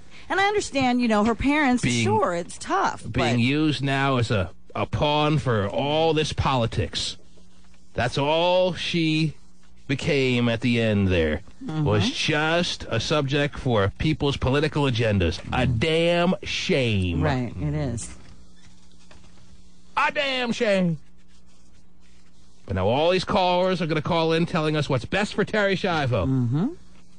Well, Terri Schiavo perhaps is in a better place now. Can't be worse than the media circus at her hospice. I don't think it can get much worse than that. You're on the air. Yeah. I think this is the best thing that's happened during the past 15 years. Politicians make me sick. Just grabbing onto her like that for some votes, I think. But, Well, they didn't want to vote on it. It came to that, though. They all wanted to stay out of it. I say give the lady the dignity that she should have had, but didn't have in the end here, and you know, let her go on to where she was supposed to go. You know. But anyways, that's all I have to say. Thank you for your call. Shivo, 14 days after the feeding tube was removed and 15 years after she first collapsed her own home, has died at the hospice in Pinellas Park, Florida. As we've been mentioning throughout our coverage, this has ended in a bitterly split family. Up until the final minutes, the Schindler family coming out and saying that they were denied access to Terry in her final moments, making allegations that Michael Shivo was not with his wife in her final moments as well. We have on the phone with us right now Russ. They fight about everything. I know. And the husband who made the decision to have her feeding tube, not after the first week of her situation. Right. I didn't even know it was that long. It's been 15 years of her living in this state. Yeah. He's getting death threats. He is the subject of a lot of scorn from some people who have disagreed and have agreed with the parents who say, give us back our daughter. She can live a life like this and be happy. Didn't seem like much of a life to me. That's my opinion on this situation. Right. All right. Mm-hmm. You're on the air. Good morning, T-Man. Yes. I was thinking that it's more of the parents being selfish, wanting her around for their sake instead of anything else. Like, they want her around so they can go see her and take care of her and just know that she's there. And no one's going to say this is going to be an easy situation on a parent by any means. I mean, come on. Obviously, this has got to be one of the toughest thing a parent would ever have to deal with in the life of a parent. But there still has to come a point where reality sets in after 15 years and you realize that your daughter is not going to live any kind of quality of life in that situation, all right? Yeah, why would you want her to live like that? Well, you can't pretend to get into the mind of her parents. Her parents obviously are very much dealing with one of the most difficult situations, as I said, a parent would ever have to deal with. So maybe rational thinking, even after 15 full years, is not something that's going to be happening in their minds. I mean, I agree with that, but, they're talking about, please don't let my daughter starve, and she's dehydrating to death and everything. Well, we wouldn't even be at this point if it had been this long. She'd already been gone. Yeah, what was it about the past 2 weeks or the past month that all of a sudden made this situation... He just decided after all this time, the husband, that, okay, it's not going to... After 15 years, he decided it. Not after 5, not after 10, after 15 years. No, it happened like in 92. Yeah, it's happened before several times, but it's because it was in the courts and all of that, and the courts denied, after legal wranglings, So he's been trying to get the feeding tube removed for some time. Oh, yeah. For how long? I don't know exactly how long, but it's been taken out before, and then the courts had put it back, and this time they overruled that ruling, and that's what caused the uproar. It was taken out before for like 6 days. Well, I'll tell you what, Terry Shivo's not the only one living in a vegetated state right now. Right. And that's why this is such a huge situation from a political standpoint. Now this has set some kind of precedent where the feeding tube was removed and the courts overruled it being put back in. So now people are wondering about the next dominoes that fall here. All other family members that have a person living in a vegetated state. But usually the parents and the husband and everybody agrees and they all get along. Well, this was a situation where certainly no one agreed with anything that the other side of the family had put in place here. Right, they did not like each other. Even, as you just heard, down to the bitter end. The parents were claiming that the husband wasn't even there to see the daughter die, and they're going to fight about everything. Mm-hmm. You would think, yes, the husband and the parents would get together, and even if one didn't necessarily agree, they would come to some common ground and some understanding where they could all move on with their lives. But not here. The husband disagreed with the parents and said, screw you, I'm doing what I know she would have wanted to do. He claims that they had conversations about this situation that ironically happened to her, and that she always made it clear to him, or at one point in her life she made it clear to him she would never want to live in a vegetated state, and if that situation arises, she would want the machines to be turned off so she wouldn't have to live the rest of her life through machines. To Washington to sign a bill that was kicking this story and this situation back to the state courts, to federal courts in Florida. We expect President Bush exactly 1 hour from right now, to come out and make a statement about the Schiavo case. Of course, you'll see that live right here on CNN. Meanwhile, Randall... You're on the air. Hello. It's a sad day. Yeah, I don't want to sound like a jerk or anything, but, I feel See, you can't have a side in this situation and not sound like a jerk to some people. That's the thing. So don't worry about sounding like a jerk. Yeah, everybody can agree it's sad, though. I mean, that's one thing we can agree on. No, you're a jerk. Oh, that's right. It's a happy day. But, I was in Iraq for a year and a half, and I've seen buddies every day get carved up. I mean, literally carved up. Blood in the streets. And Congress didn't do anything about that. They did nothing about that. There wasn't talk. I mean, everybody, bring us home. But, when it comes down to it, we're still getting shot at and blown up every freaking day. I feel bad for this lady. And, honestly, I think her husband's doing the best thing. Because, to be honest, if he gave back the power to her parents to take care of her, I'm a father, and I would sit there till the day I died, taking care of her. But what happens after I die? Who's gonna take care of her? The ironic thing is, I don't know if a lot of people saw the movie $1 Million Baby, but there was a lot of controversy that the extreme conservatives had a problem with, that the storyline ended with Clint Eastwood turning off the machines that Hilary Swank was living on, because that's the way she wanted it. Did you see $1 Million Baby? No, I didn't. And now all of a sudden this story arises weeks after $1 Million Baby is one of the most popular movies in America. You're on the air. Hello. Best picture. Hi. Yes. How's it going? Good, I guess. Yeah. Even though it's a pretty heavy-hearted day and we don't have many on this program, but you can't deny the news of the day is nothing but sad no matter what side you're on. It's weird to hear a story and feel sorry for everybody involved. Usually you kind of pick a side. It's bizarre. So my mom lives in Florida, and we had to talk about it, and we... just because, this situation's come up, that if something were to happen to me and I were to have to live in a vegetable state, please kill me. Okay. Make sure we have that on your... I would hate to, we'll mail and you my the mom tape. feels the same way too. I would hate to be living life just seeing everything and not being able to live life. You know what I mean? Well, that seems to be the more popular opinion, I would say. If there is a consensus, it seems like most people would agree that they would not like to live like a vegetable without any real functioning or any kind of true functionality. However, there are some that say, hey, even the most vegetable-type state, there are some things you can enjoy. You can see a light, you can see a wave, you can have a smile. You can do that in heaven. Well, you could do a lot more, Look hopefully, down in heaven on than the that. earth. That's right. Yes. I don't know. That's how I feel. Even this lady, who sounds like a nice lady, starts to get a little creepy when she starts bringing up what you can do in heaven. Well, make sure you have a will, and then that'll all be taken care of. Some would claim, like Belinda Carlisle, that heaven is a place on earth. Right.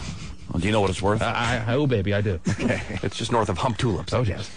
But still, even with a will, Stephen, you can fight that in court as well. True, but it's he was under the influence of alcohol when he put that in the will. Right. But at least it's something. So it's better than not having one, don't you think? It's never enough. Sure. It's never enough. Access to the courts that Terry Schiavo has had. On the other side, people saying that these are judges that are going against the will of the people.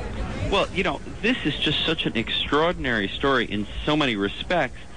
When Congress mobilized in 2 weeks ago, virtually unanimously, to basically give the Schindlers another chance in the court, there was almost no dissent.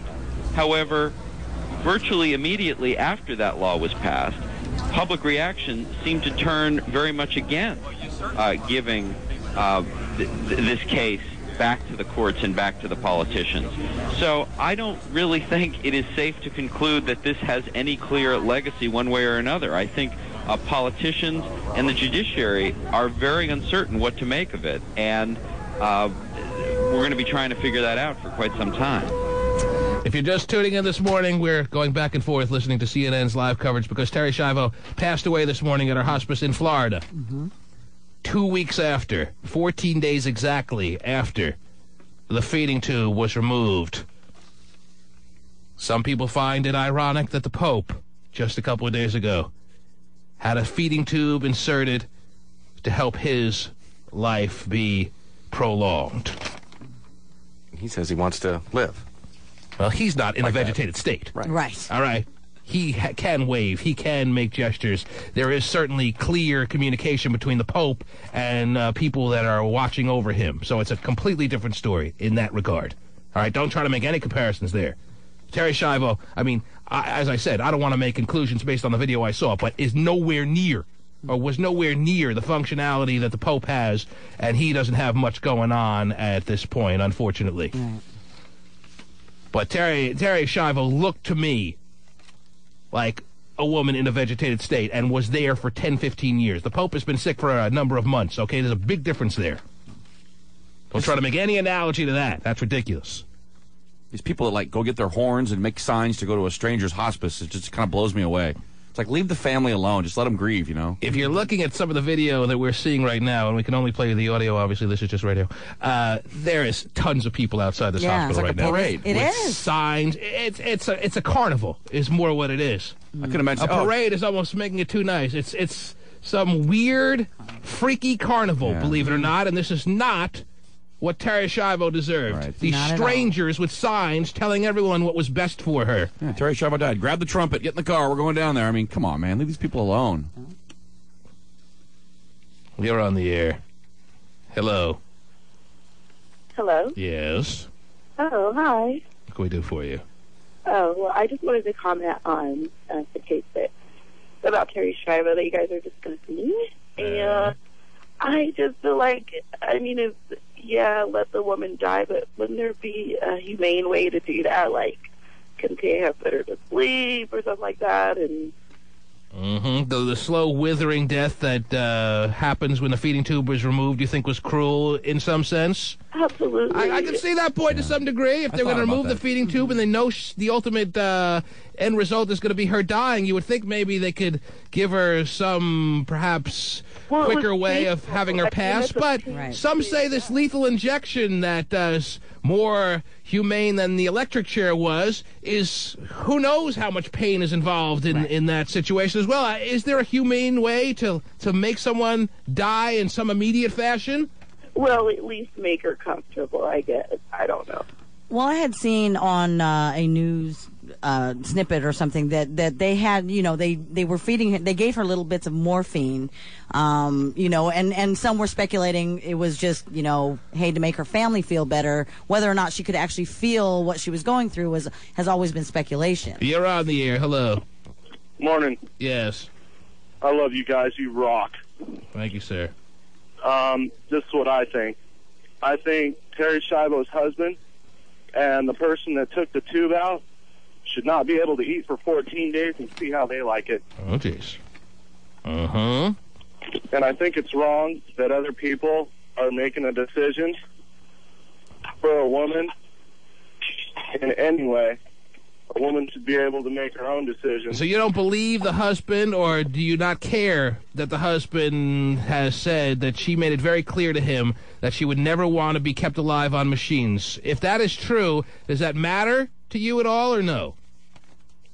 To a point, yes, I understand that, but family still has a right because it is their daughter. So some people are wondering and are feeling peculiar that the husband had all these legal rights over the parents, and that doesn't seem fair or right. Do you think the parents should have had the trump card as far as the legal decision ability to over the husband, or no? I think it should have been an equal right. I think they should have both sat down and talked about it like adults instead of... They sat down, they talked about it like adults, and like adults often do, they disagreed, and they started fighting. Believe it or not, adults disagree and start fighting very quickly. So, I understand.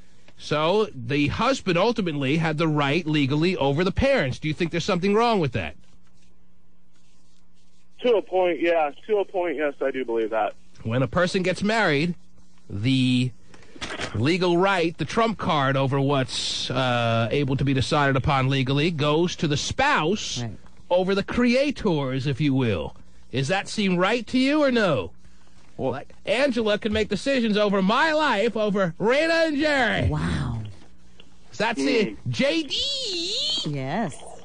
That's a good point. Can have the final word over your parents, Terry. Is that something you see as appropriate, yes or no? Yes, I do actually, because first of all, my mother's elderly, but I think that if something were to happen to me now, that my mom and JD actually would probably sit down and come to a. Well, you would hope that would be. But if you were responding to light and things of that nature, wouldn't your mother say, "Well, let's just keep trying here and see what happens"? Well, after 15 years, I don't think that. I think that my mom would probably be smart enough to say, you know what, even if by some miracle she was to come out of it, is she really going to be normal? Probably not. No, that was not me. I'm going to be talking with the family over the next few hours, and I'm sure we'll be planning more details and announcing them as soon as they're decided. All right, well, we'll look forward to hearing those. I know there's a lot of people, not just across the U.S., but around the world, who are interested in those final plans for Terri Schiavo. Father, thank you for your time. Thank you. One avenue that the Schindler family went to in the final days trying to get some kind of intervention for their daughter, for Terri Schiavo, was the Florida legislature, a body that in the end decided not to act, that did not have the votes to make a difference. Just a few minutes ago, though, on the floor of the House, of the Florida House, a moment of silence. Let's listen into that. Let's listen into a moment of silence. Can't wait. Wow. It's too bad that Michael couldn't have just thrown his hands up and said, look, I'm out. I can't do it anymore. And the parents said, fine, we'll take her. Done. I mean, it's too bad it couldn't have gone that way. On the souls of the innocent. He felt he had a responsibility to do what she told him she would want to have done in that situation. So he couldn't just step away and throw his hands in the air and say, I'm out. He felt that he was doing what she would have wanted to have done. Even if the parents disagreed, he felt he was doing what was right. Now, maybe, even knowing that, because the parents were so definitive on what they wanted, he should have still stepped aside. That's not what he did, which ultimately led to this carnival, this media circus that we are now seeing right before our very eyes for the past 2 weeks and certainly for some time to come. You're on the air. Hello. Hi. Hi. I wanted to make a comment and basically say everyone's saying what they would do if they were in that situation. But I honestly feel no one really knows what it's like to be in that situation. No one can move their body, but they don't know what they can see and what they can feel and how alive they really feel when they're in that state. And the best way to go about it is honestly to get a will.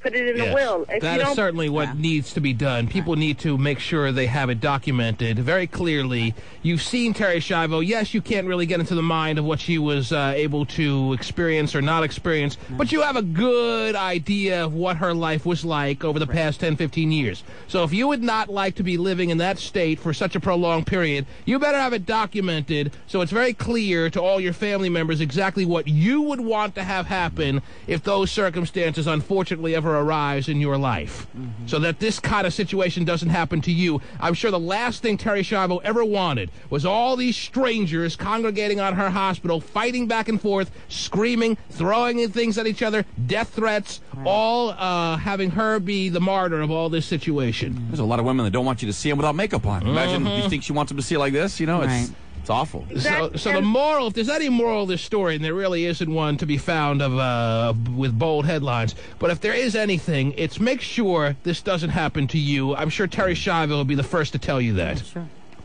And that is true. And the sad thing is, over everything, after everything dies down, I mean, the family will never forget, and they'll probably never be able to forgive each other either. No, this is not something where they're going to get together and hug one day. No. Right. This is not something they're going to say, okay, that anger I had in me, it's gone now. No. Right. This is something you take to the grave. Yeah. So instead of thinking of all the wonderful things she had in her life at her this time, is how it ends. They're thinking about how much they hate each other. This is what you think about when you think of Terri Schiavo. Yeah. And don't think this Michael Schiavo, who's been getting the death threats, is going to be able to live any kind of normal life either now. Right. He's going to have to look over his shoulder for a long time. First, though, our Randy Kay is outside the office of George Filos. He is the attorney for Michael Schiavo. Randy. Darren, I can tell you we still have had no sign of George Filos here this morning. We haven't seen him since yesterday morning, about 9:30 in the morning, when he headed over to the hospice to see Terri Schiavo and his client, Michael Schiavo. He has been going there pretty consistently over the last few days. He has been visiting with Terri. The first time he talked with us about her condition, which was on Saturday and Sunday over the weekend, he told us that her breathing seemed to be fine. She looked peaceful. She looked at rest and very comfortable. And then just a couple of days after that, he spent about an hour and 20 minutes with her in her hospice room, and he told us her condition looked the same, but her skin did not have the same radiance, and her eyes were a bit more sunken, and her breathing was a bit more rapid. He had suggested that she could go into cardiac arrest at any moment. When asked about his client, Michael Schiavo, he said that Michael Schiavo had been at the hospice with her since March 18th, the day her feeding tube had been removed. He described this as a heartbreaking experience for Michael Schiavo, and he would not say whether or not he had been in the room with her throughout the time at the hospice, but he did say that he was spending every night at the hospice. Darren. And do we expect any time to hear from Michael Schiavo? We have not had any word that we will hear from Michael Schiavo. We've asked George Filos that many times over the last week or so. He has not determined whether or not his client would be making a statement. We do, however, expect George Filos to speak here, according to his assistant, at some point today. Might not be until this afternoon, and we're not sure exactly what we can expect from him, but we do expect him to hold a press conference here today. The T-Man. Information we've received tells us that Terri Schiavo officially passed away at 9:05 Eastern Time, 6:05 Pacific Time this morning, Terry. Mm-hmm. And maybe it was confusing in the last segment by our very esteemed colleague and news reporter, Stephen Kilworth, but the feeding tube was first asked to be removed in the year 2000, not any longer ago than that. Oh, okay. And they did remove it once in 2001. And then it was reinserted 2 days later. It was also removed again in 2003. Florida Governor Jeb Bush ordered it be reinserted a few days later again. This time, however, we obviously know what happened as we keep tuning back into CNN to see what their coverage is. They're not taking any commercials, Terry. They probably won't do it all day. Mm-hmm. This is going to be wall-to-wall. Yes. Terri Schiavo coverage. The husband. Some argue the parents. Some argue the husband has been disqualified because he basically moved on to another life with another woman.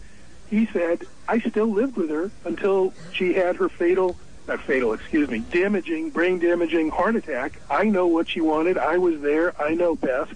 That's going to become Art, let me just jump in here. I'm interested in your thoughts. Of course, we have a lot of developments coming in at one time, so I'm going to get back to you in just a moment. Sure. Want to bring our viewers' attention. Any minute now, we're expecting some videotape in from Governor Jeb Bush of Florida commenting on the death, also the life, and the legal struggles of Terri Schiavo.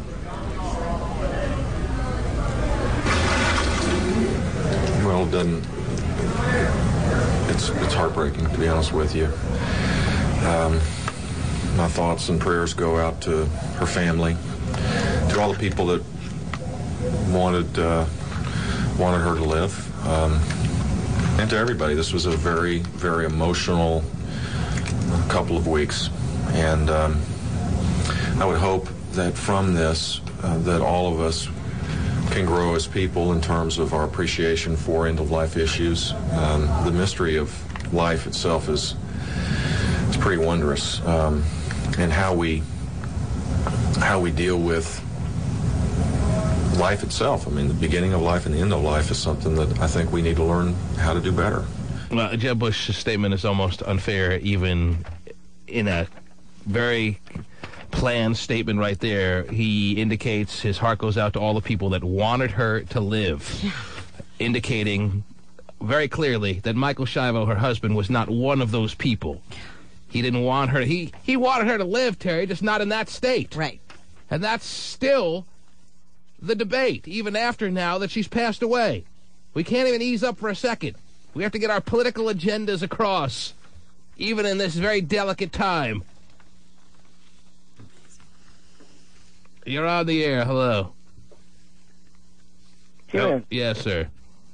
Yeah, I wanted to touch back on something you had said earlier about the husband having, or the spouse having the right to choose what to do with his spouse or her spouse. Mm-hmm. Well, we were talking about whether it's right to have the spouse of a person have the trump card, if you will, over legal decisions over the parents of that individual. I think absolutely. The spouse knows that individual in a way the parents could never know. They know the dirty secrets, the intimate details. They talk on a great variety of things.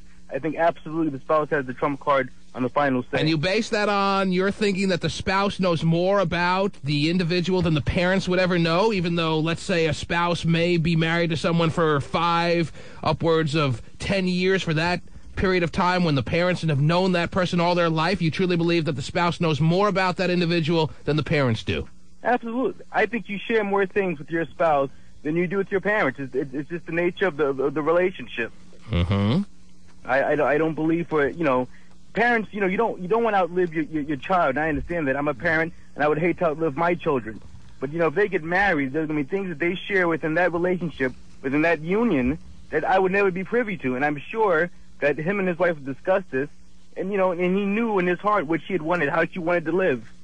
Well, he claims that is exactly why he's been fighting for this for so long. He has also, him and his lawyers made it clear that even up till the past couple of days, they were offered $10 million to step away from this situation, to give up the rights that he had legally over her parents, and he wouldn't do it. $10 million by, who knows, perhaps some very conservative religious group or someone that hasn't identified themselves, made it clear if he were to step away and allow the parents' wishes to be then put into play with the feeding tube reinserted, they would give him $10 million. And he said he wouldn't do it. You're on the air. Hello. Hello. You there? Hello? Yes, hi. Hi, T-Man. Yes. I just want to say that when you choose a spouse, that person has the ultimate responsibility. In the Bible, it tells you a man shall leave his mother and father and cleave to his wife.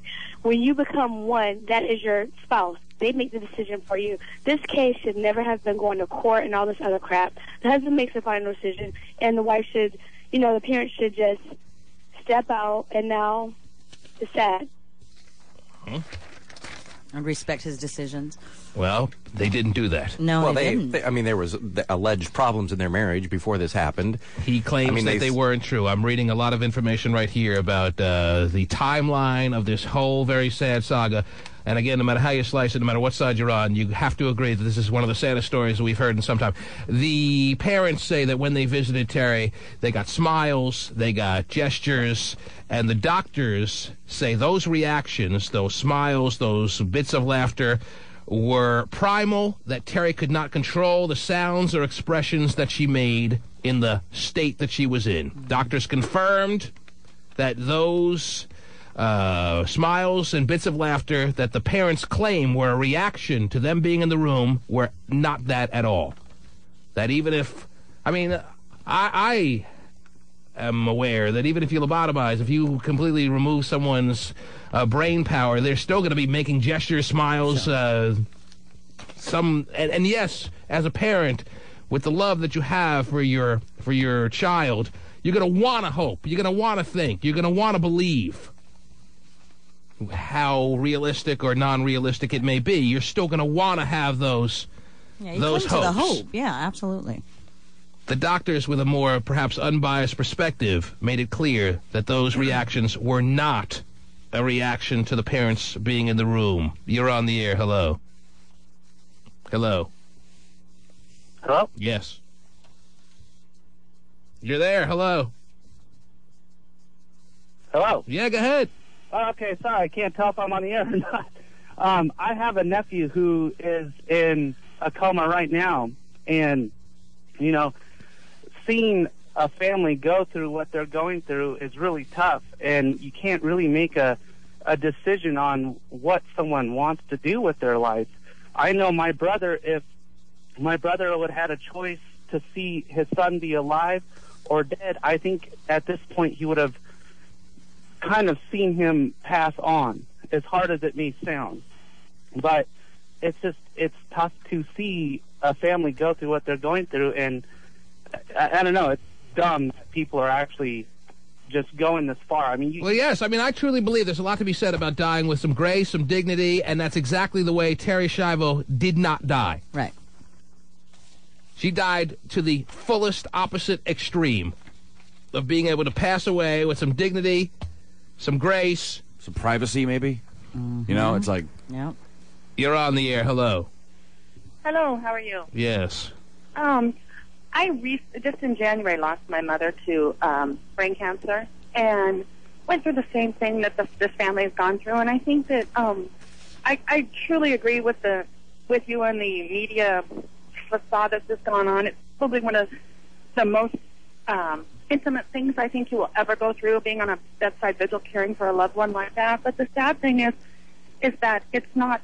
I watched my mother for 14 days without food or water because that was, as the brain shut down and the body shut down, they could not give it to her because it would have been more detrimental. It's not a peaceful death. I can speak from my own experience.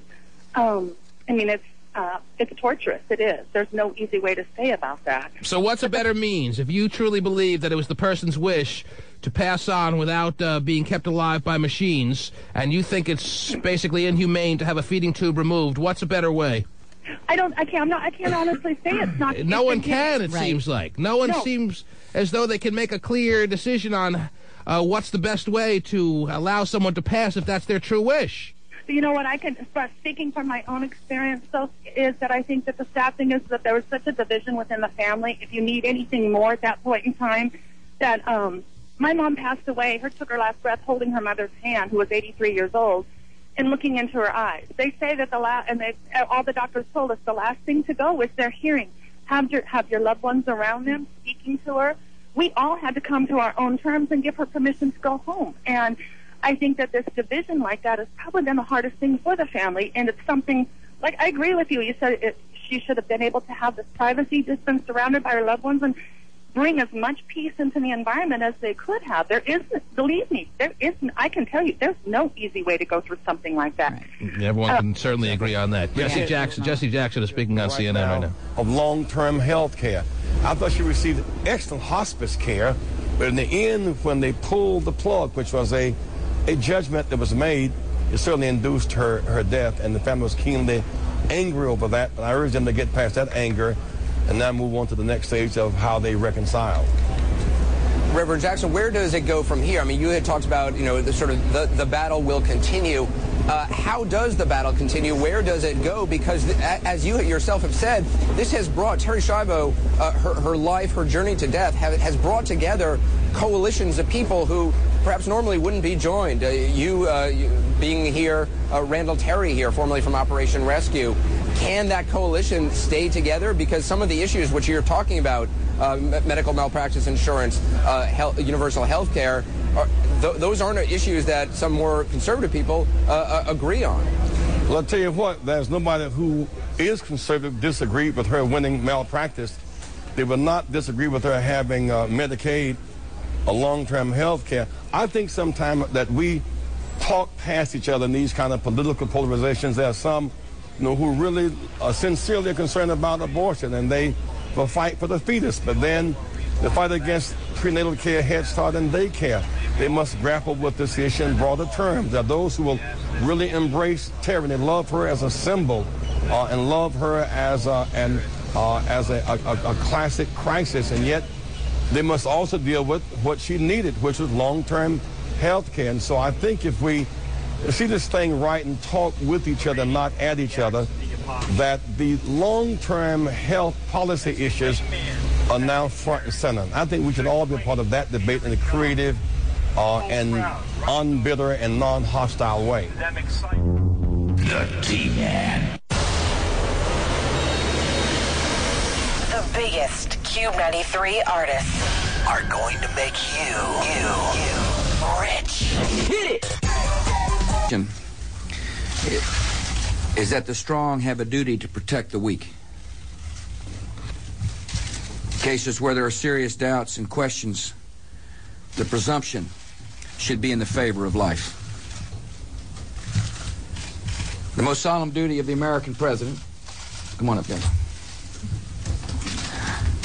is to protect the American people. Since September the 11th, 2001, we've taken bold and vigorous steps to prevent further attacks and overcome emerging threats. We face a new and different kind of enemy. The threats today are unprecedented. The lives of our citizens are at stake. To protect them, we need the best intelligence possible. And we must stay ahead of constantly changing intelligence challenges. So last year I issued an executive order creating an independent commission to look at America's intelligence capabilities, especially our intelligence about weapons of mass destruction. You changed subjects quick. I thought he was talking about Terry Schiavo. Yeah, so did I. No, this was a scheduled thing. There wasn't even a transitional little moment there. He went right into it. Right from the Terry Schiavo thing into intelligence reports on Iraq. Yeah. Okay. There was no true finality to his comments on Terry Schiavo is all I'm saying, Steve. Right. No, I know. Okay. But, I mean, that's your guy. It's our guy. We're in this thing together. Yes, we are. You're on the air. Hello. Come together as a nation. Yes. I think he could say, listen to the T-Man, and you would still not like how he said it, probably. Is my guess. I'm not. True. You're on the air. Yes. I don't even know what you said. Yes, go ahead. You're on. What can we do for you? I'm just going to take calls, Terry. Whatever people want to talk about. If people are starting to get to the point where they're ready to move on from the news of the morning that Terry Schiavo has passed on, that's fine with me. Believe me, I don't like to have such a heavy-hearted show, Terry. I'd rather ask this woman what she's wearing right now. Right. So why don't you? Since you brought it up. Okay. You're on. Go ahead. Okay, I'm sorry. Yes. Just paying attention to everything that's going on, I realized one thing. I'm sorry, let me tell you one important thing about myself. I am a nurse at a vent-trach unit, and the only way these people are eating is through a peg tube. Now, here's the thing. A lot of what I've learned very importantly about my job is that we're not really fixing the patient themselves anymore. We're really taking care of the family, and we're constantly trying to fix the problem, not because of what the patient themselves want. It's because of what the family wants. And in this case, that's all that I have noticed. If someone was to really pay attention, like you guys have been really paying attention, which is pretty awesome, and Go ahead. I'm sorry. Yeah, go ahead. I easily lose my train of thought here. Yeah, right. But I guess the point that I'm trying to get at is that we've lost touch of human life is in the sense of what it means to be alive. What it means to be alive is to be able to touch and feel the next person and sense them being alive next to you, not laying in bed, not laying in bed with a peg tube and not even reacting to... Well, the ironic thing is, if you were to ask 99 people out of 100 would say, I don't want to live like that. I really feel comfortable making that claim that if you were to ask 100 people, 99% would say, if not more, I don't want to live on machines where I can't think, I can't feed myself, I can't smile when I want to, I can't have any quality of life. At least 99 out of 100 would say, take me off the machines, I don't want to live that way. Right. Of course, but I do have a patient, though. I do have a patient who knew that this was going to happen to her. She knew that she wasn't going to live long, and she knew that she was going to end up being on a trach, a vent, a peg tube towards the end of her life. So she had herself a living will, clearly stating what she wants. Once she sustains more than 20% or more, actually more than 10% brain damage where she loses ability to feed herself and toilet herself, she wants to be let go. She does not want Well, that's why people need to make sure these things are put in writing so you don't become the next Terry Schiavo. Unfortunately, we have to now use her as the example. She didn't deserve this, Terry. She didn't want this for herself, but she is now the example of what not to happen to you. Right. So you don't have people with the circus, with the carnival outside your hospital fighting for you, and they don't know you from a hole in the wall. Yes, rushing to bring you in water. There were 3 people that were caught at the inside of the hospital that were trying to break into her hospital room to give her water. Right. Like, what would have happened if they made it past the guards and they were actually in her room? They would have started pouring water down her mouth? Not like she can really swallow. Here's a bottle of Dasani. I gotta go. Yeah. Here's a Sprite, actually. Yeah. Jeez. I like the Sprite in you, Terry. Here you go. Right. What the hell is that? You got these wackos out there. Is that what Terry Schiavo needed? Nope.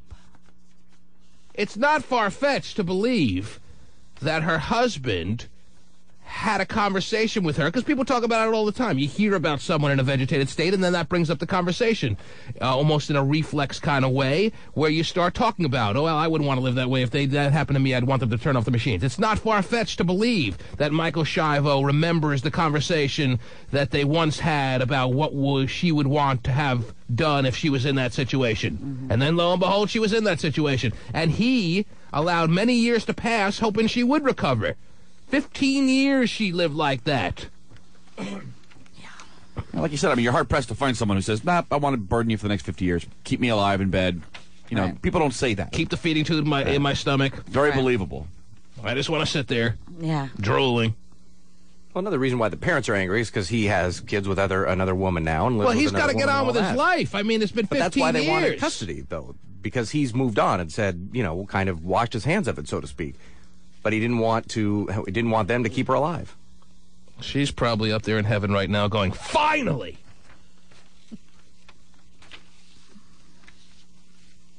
I hope. Mm-hmm. Maybe I'm wrong. Nah. Or she's saying, I could have made a turn the next day. Come back. I was just about to recover tomorrow. Well, I mean, that's possible, too. Mm-hmm. Like, just before she died, she's like, what are you doing? I want to watch American Idol tonight. Oh! I don't think so. All right. But her parents did believe that, that with intense therapy that she would make that turn. It's been 15 years, Terry. I understand that. It's not something that happened last year. No, I know. Mm-hmm. You're on the air. Hello? Yes.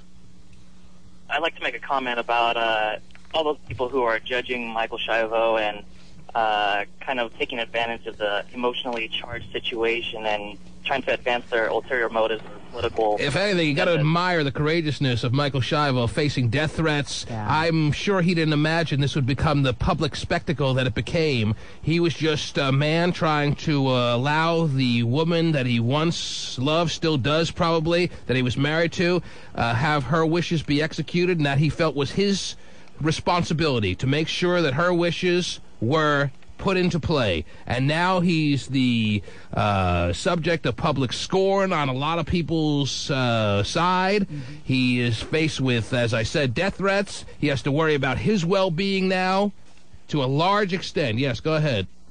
I totally agree, and to me it seems just disingenuous to those people who are standing outside supporting Terry Schiavo. Not that I don't, but at the same time, all these people probably didn't even give a crap about who she was when she was alive. Nobody knew who she was until 2 weeks ago, until this tube came out of her stomach. No one knew who she was. Now everyone loves her like they knew her all her life. She is their source of religious prayer, and it's gotten to proportions that are absurd. But people can rally around an issue and rally around things. I mean, it doesn't necessarily mean because they didn't know her, they can't be supportive of it. It's not what she would have wanted. Well, I probably agree with you there. People love to champion a cause, just for the sake of it. That makes sense that there's people there. Right, but I think the example is Governor Jeb Bush, going out and having this teleconference and saying how much, he was sad and, that he wished that she was alive and was giving all these well wishes to all those people who wished that she was alive. You don't think he cares? Yes, he wishes she was alive so he could not give her health care in 20 years. You're on the air. Not give her Medicare, or whatever they're fighting over these days in Congress. Yes. You're on the air. Hello. Me? Yes, you.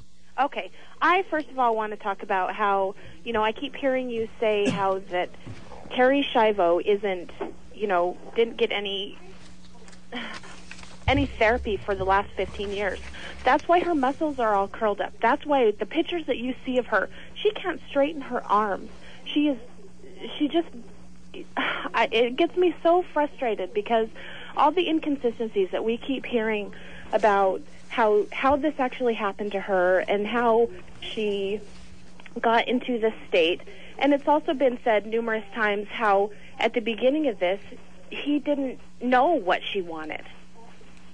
And it just frustrates me because, you know, I've watched this for the past 2 weeks along with everybody else, and I feel so badly for her family, and I just don't understand why at this point he couldn't just say, enough's enough. Enough's enough meaning what? He should give over the rights to her to the parents, and they should put the feeding tube back in? I'm trying to figure out. I've been listening to you for the past minute and a half now, and I'm not sure what side you're on. And everyone has a side. Unfortunately, no one has any neutral ground on this side. I'm still unclear about where you stand. I just feel like Terri Schiavo didn't receive what she should have received. I think that the feeding tube should have been reinserted. I personally feel like if it wasn't going to happen, that no, she shouldn't have been left to die this way. So the feeding tube, in your mind, should have been reinserted so she could have gone on living the next 30, 40, 50 years of her life the way she had lived the past 15. That's the thing. Who knows how long she would have lived on her own? She wasn't on any other life-saving measures besides this medical tube or the feeding tube. And I don't understand, you know, who's to say? She didn't have any therapy. You know, there have been cases that have been brought up, people in the same situation where they ended up coming out of it. So you were unsatisfied with her care, and because of her lack of good care, you believe that's the reason she has been unable to come out of this coma-like vegetated state she's been in for the past 15 years. Pretty much. All right, well, your thoughts are on the record. Thanks for the call. And that's the argument of the parents, too. Attorney to the T-Man of the Morning Show, David Gerke, who has handled the Mary Kay Letourneau case amongst many other high-profile. What high-profile doesn't hold a candle to what the Terri Schiavo case has been undergoing over the past 2 weeks. He is called in to give his thoughts, I imagine. Are you there, Mr. Gerke? I am, and good morning to you and all the listeners. You couldn't sit back and just listen to this one. You had to call in and put your thoughts on the record. Is that right? I did. I think it was Steve earlier that said everybody can agree it's a really sad event. What I wanted to share is I've been an attorney for about 27 years now, and a little bit of our practice is doing wills, directive to physicians, where you put in writing if you want to be kept alive or not. Not one person in 27 years has ever said, I don't want to sign that, Gerke. I want to be kept alive. I firmly believe Schiavo's husband, Michael, when he said, we talked about it, and she said, hey, don't let that happen to me. I've never heard of anyone, and I haven't heard any listeners this morning saying, hey, keep me alive if I'm that way. It's a tragic event, and I feel for her parents because I'm a parent. But she didn't want it. I don't know of anyone that would want it, and sometimes you got to just let them go back to God and let them have a better life. So not one person in your many years of being an attorney put in the will, if I'm in a vegetated state, work on me as long as you have to. Until I die, I want to be on machines hoping that I can recover. Nobody wants that. Nobody does. And I was actually feeling I was being a little generous when I said 99 people out of 100.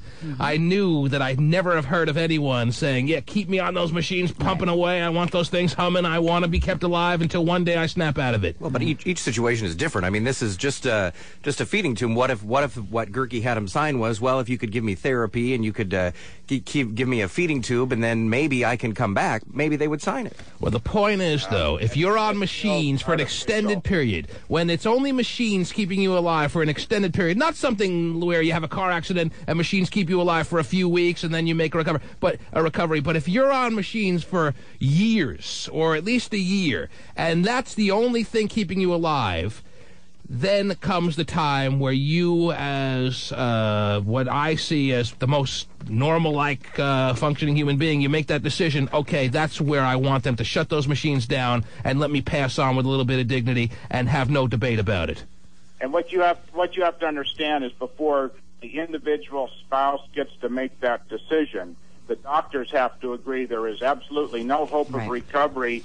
And now it's up to you if you want to keep them alive or not. You can't go in the day after the accident and start pulling plugs. Right. A team of doctors have to examine the whole case and unanimously agree that there's no hope before you even are asked do we pull the plug or not? So even though Michael Schiavo is overruling the wishes of the parents, he is not overruling the good judgment of many a doctor who has looked over Terri Schiavo and said this is a situation where she is not going to recover, not on any realistic level. So the pulling of the machines is appropriate. I believe so. We thank you for the call, sir. Hey, anytime. Thank you. Attorney at law, David Gerke. I'll be faxing over my speeding ticket later, sir. Right. Yes. And we need him for Schwager. Yeah, dude. Get his number? He's been needed for many a thing, Yeah. many a cause, as far as it relates to this program. Right. Well, my And dad... calling in to give his thoughts on the Terri Schiavo case. Yes. Well, my dad, even knowing, my dad, we could have very well had him stay on a trach tube and a feeding tube, and he would have been able to sit up and look at us and Same with my dad's mother, my grandmother Sadie, Terry. My dad, you know how hard it was when the doctors told him, well, she can live like this on these machines for years and years, but she's never going to come out of this coma. He had to make the decision, right? And he did, and it was one of the hardest. It was probably the hardest decision he's ever made in his life, aside from having me. Right. Court called a number of times the medical examiner's office to seek official confirmation that this is Terri Schiavo. However, it is quite clear that the van, having arrived under motorcycle and heavy police escort, it's widely assumed that it is her. And the sheriff's office spokesman said, well, he couldn't confirm and couldn't deny it either. Well, now as I'm looking at the TV, as we're listening to CNN's live coverage of this, Terry, wall-to-wall, uninterrupted coverage, no commercial breaks, I'm seeing that the parents are starting a new fight as to whether she should be buried in a certain spot in the country here or where Michael Schiavo chooses to have her buried. So the fighting is not seeming like it's going to end anytime soon. Right. Even after her passing now. They want to bury her at Pinellas Park. And if you're just waking up this morning at 6:05 Pacific time, Terri Schiavo, after 2 weeks of being without her feeding tube, has passed on after 15 years of being in a state of, well, non-functioning like vegetative situational state for since 1990, when she had a brief heart attack where oxygen was cut off to her brain and she was left in a situation without any true functionality. His voice to the public and a voice that we will be bringing to you live at 2:30 this afternoon. Susan, if you're still there at the coroner's office, are there any protesters? I mean, is there any public gathered there? Not at all, but they certainly appear to have been prepared for that. The parking lot is cordoned off. There's a very a small area. You cannot drive into the main entrance. As a matter of fact, the van arrived here by a driveway way in the back. And so, there are, however, several sheriff's deputies who are standing by here on guard at the entrance where the van pulled in, at the front door, at the driveway. But other than that, it is only us and a handful of other people who are watching events as they unfold. The T-Man.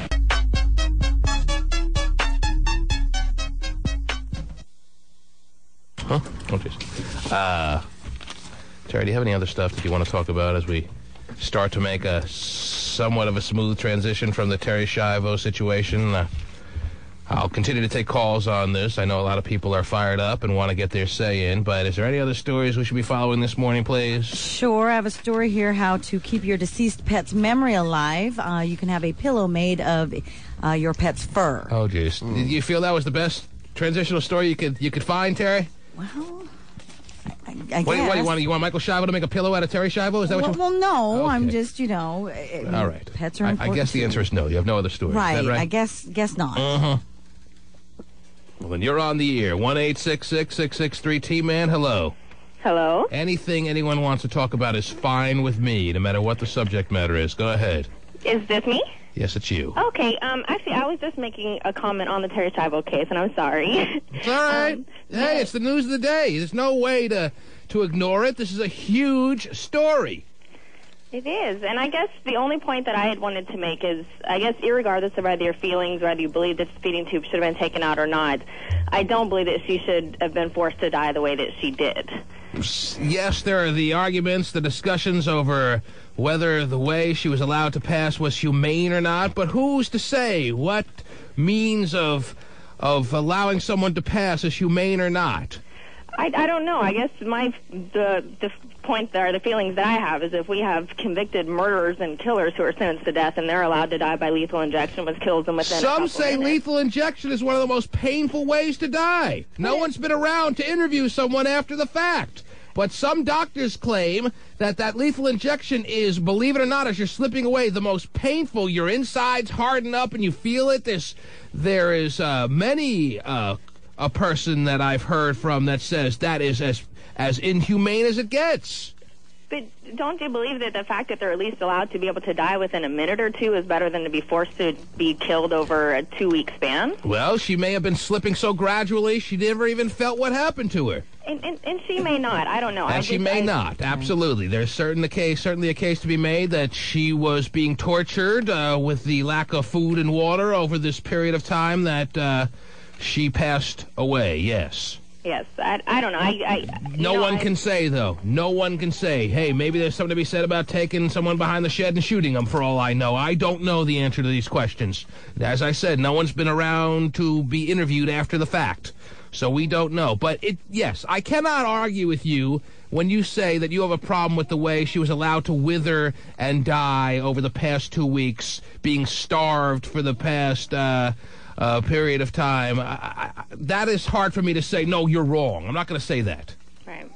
I mean, they don't even do that to sick dogs. Yeah. They put them to sleep. Yeah, they don't just sit there and let them, starve to death. How do they put dogs to sleep? An injection? Yeah, sure. Mm-hmm. Hey, I am inclined to think that the injection is a more humane, quote-unquote, way to allow someone to pass, but I have read those bits of testimony from doctors who say, you don't realize that's torture. Worse than the electric chair. You're on the air. That's a hard call, though, to say injector was something. All this unsurety about all the different issues and nobody really knows. That's the one thing we know, that nobody really knows. Absolutely. There's no certainty to the story. Right. And that's the reason why there shouldn't have been this abrupt decision by a judge who's legally blind, who receives contributions by the husband's lawyer, to just, after a short hearing one day, pull the plug. I've been in family law cases for the past 4 years over my daughter, and some of these judges make detrimental decisions, and later they admit they were wrong after just hearing something for 5 or 10 minutes. You can't. I mean, say they go through the evidence, and like there's plenty of affidavits from doctors and nurses who say that her husband neglected her therapy, he gave up too early. Well, although I mean, we've only been hearing about this on the mass scale for 2 weeks. This has been a situation that's gone on for 15 years. She's been in the same vegetative state with no improvements. You cannot tell me that this is something that was a rash judgment when this has been, yes, outside of our knowledge, but has been going on as far as legal wranglings for the past at least 5 to 10 years. Well, they've been fighting over this woman. We didn't, as a mass population, know about it until 2 weeks ago, but it's been going on. Right, but there was a decision by this judge to have her terminate her the life to end. And then that same decision was reviewed by the appellate court. The Supreme Court got in the mix. You don't understand that they went back by his decision and said, well, he was familiar with the case, so we have to go by his decision. A lot of times, sometimes these judges, and I'm going from experience, they'll make a decision in the trial court, and when it's appealed, you can't enter new evidence. Like I said, there's always affidavits from people around who that first judge wouldn't hear, intentionally wouldn't hear, so then it wouldn't. These judges know what they're doing at the trial level. If they don't want something to be won in appellate court, they won't hear stuff that can be brought in an appellate court. They decide whatever their agenda is most of the time what they want. Now, there's some evidence that the husband was committed domestic violence, and she wanted a divorce around the time that she got hurt. A lot of people are thinking he wanted her rubbed off. Now, I'm not saying he did or didn't. Hey, there's a lot of speculation now. There's all kinds of people coming out with stories. Listen to this little aspect of it, okay? 2 weeks we've been hearing about this story. Not over the past couple of days, 2 weeks, as soon as they removed this tube. And Congress had an immediate, urgent, spontaneous session where they debated over it as well. The reason that feeding tube was not reinserted Trust me when I tell you this. If there was a true public, massive outcry to have that feeding tube reinserted, it would have happened. Don't underestimate the value of the mass population. The overall, the overall public after that Congress had that special session was that this woman's feeding tube should not be reinserted. Right, but judges' decisions rule in the land, and nobody even defied that judge. If those judges and those people who had the power felt the pressure from the mass population, they would have been steered in that direction. That's a bunch of crap. Don't underestimate the power of the people. The people were not, as sad as this story is, the people were not coming out with some public outcry in mass force to push this judge's hand to make him reinsert that tube. Well, most of the public thinks O.J. was guilty, but he was found innocent. That didn't change anything. The judge has the power. Now, one other thing, real quick, is that a judge is a lot more able to be influenced than 12 people on a jury. Believe it or not, yes, absolutely the case. A judge who gets elected, a judge who fears the public outcry, has a lot more ability to be influenced by the public than those 12 people that sat on the O.J. trial. The judge in the O.J. trial, he disallowed some evidence that they wanted in that thought would have incriminated O.J. Anyway, one other thing is that this husband wanted her to live until he had. It was the timing of this new woman and these children that's all of a sudden now he thinks she wants to die. So basically she has a constitutional right to live. Period. No matter what her husband or anybody else says. She should allow a full due process right to be heard and have a lawyer and fight for her right to live, especially if she's in a vegetative state. Everybody says she's not suffering. Well, she needs to die because she's suffering. Well, she's not suffering when she's starving. By Florida law, a person's wishes as to whether they should be kept alive on machines or not should be upheld, even if the wishes were given orally. That's the law. So don't tell me about a constitutional right. The law in Florida says if she made that statement to her husband, which he claims she made, that she has the right to allow herself to be passed away with dignity and a little bit of grace. But the thing about that was admitted on hearsay, which is inadmissible. Don't pretend that you know any more about this Michael Schiavo guy than anyone else. I know more about the law than you do, and you're totally ignorant, and you're sitting there spouting off, well, the law says hearsay isn't admissible, and it was a hearsay statement that was admitted to rule that the plug was pulled, dummy. Yes, you know more about the law than I do. I don't care if you're the most brilliant lawyer. I don't care if you're the most brilliant lawyer in the land. I'm not a lawyer. You are a big jackass for calling me a dummy when I'm 10 times more smart than you'll ever be on your smartest day. You understand me, dickweed? That's right, I called you dickweed, because that's what smart people call dummies. How dare he call me ignorant? I'll outthink him every minute for the rest of his life, and he knows it. Jerk off! Or maybe he was right, I don't know. You're on the air, hello. When's our next party plane to Vegas? It could go either way. Yeah, believe me, I think I'm ready. I don't need these kind of CNN crossfire shows, Terry. I don't want this. I don't want to be talking about these heavy-hearted subjects. This is not what I do. I understand. I can do it, and you know what? I do it real well. Mm-hmm. I hate it, though. Can't stand it. Don't want to do it. But this is a huge story that cannot be ignored. As soon as Terry Schiavo passed away this morning, the phone lines started getting flooded with people that wanted to talk about it. Right. They wanted to talk about it with me. Imagine that. I can't believe it. Why would you want to talk about it with some huge dummy? Huge? A dummy.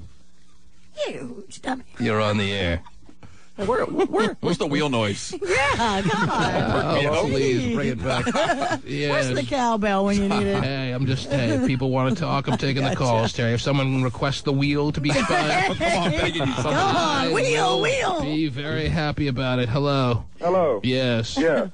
For one, the dude who called you a dummy, dummy for himself for calling man on his own show a Hey, dummy. listen. People are going to be filled with all kinds of emotional feelings on this subject. I understand where that man was coming from. I have an opinion that's different from his.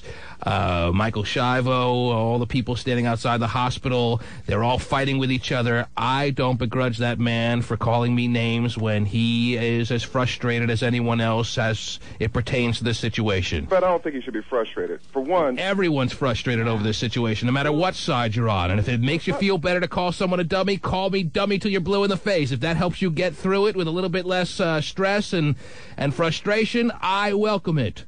well, I don't think you're a dummy for voicing your opinion. But what I was mad about is he didn't allow the parents in the room, you know, because the woman went for 9 months and hours of pain delivering this woman for him to marry, and she didn't allow him in the room when she died. Now that I call is uncalled for. Well, I don't know all the particulars of this situation more than the average person out there. If that is true, that he locked the door, and he had the right to lock the door and not allow the parents to see the daughter because they were having fights over this situation, I would say, yes, that is inappropriate. Mm-hmm. Even if they were fighting, even if they disagreed, even if he had the power legally over them to not allow the parents to see the daughter, I would have to say is wrong. But I don't know if that's... You're sure that's true? Yeah, I was watching the Today Show this morning. And they're big dummies. They don't know what they're talking about. Well, that's been in the news this morning. Oh, really? You're on the air. Hello. Hello. Yes. Dickweed, nonetheless. Yeah. Steven's dickweed. Hello. I think they should let her... Good she died because heaven needs their Keanu Reeves. Huh? Heaven needs what? Heaven needs their Keanu Reeves, like on South Park last night. Keanu Reeves. Oh, I missed South. I have it on TiVo. Oh. South Park had a storyline about Terry Schiavo? They did. And they turn that stuff around fast, don't they? They do, yeah. Boy. Yeah, they had to pull a feeding tube out of Kenny. They took the feeding tube out of Kenny? Mm-hmm. Yeah, so they let him die, the bastards. And what do they do? What do they do? Well, I don't want to ruin the very end, but... Ruin it. Believe me, I can have an episode of South Park ruined for me. I want to know. Kenny's lawyer lost the last page of the will.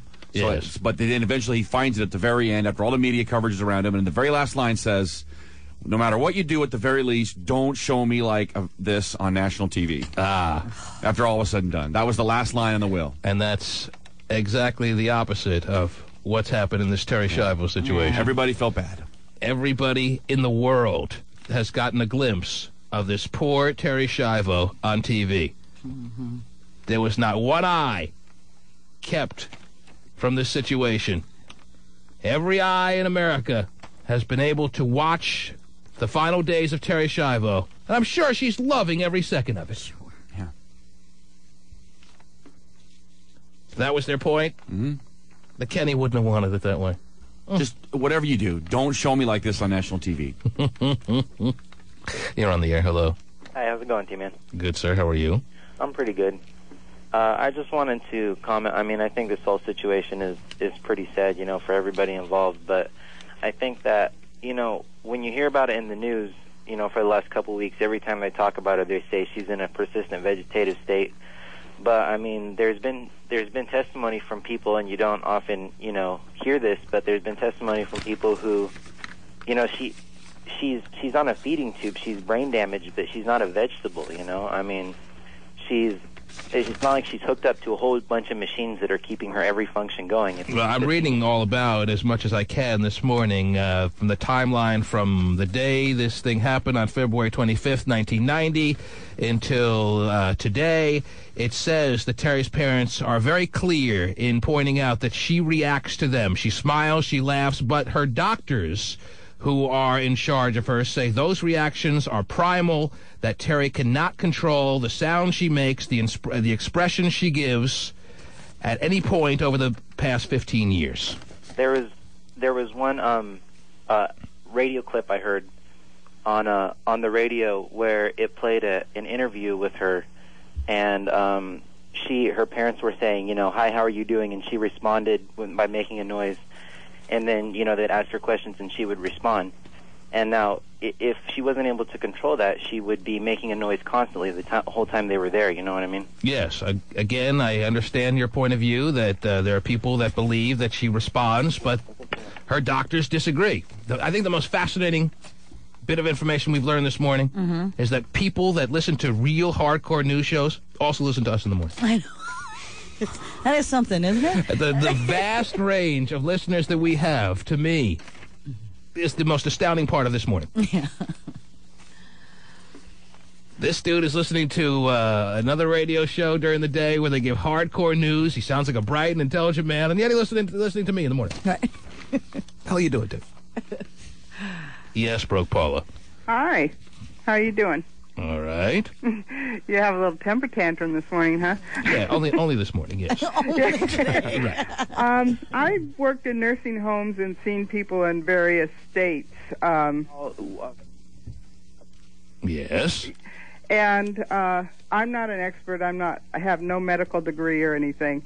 But it seems to me the quality of life is in what the person themselves thinks. And I think that Terri Schiavo was alive and well. Do you believe that at the point she was at? I've even taken care of my ex-husband when he had a head injury, and I had to do everything for him. So if you had the quality of life of a person who can speak, who can't really, as according to the doctors say, gesture when she wants, can't have any true functionality. To me, it looked like on TV when somebody talked to her, she could blink her eyes.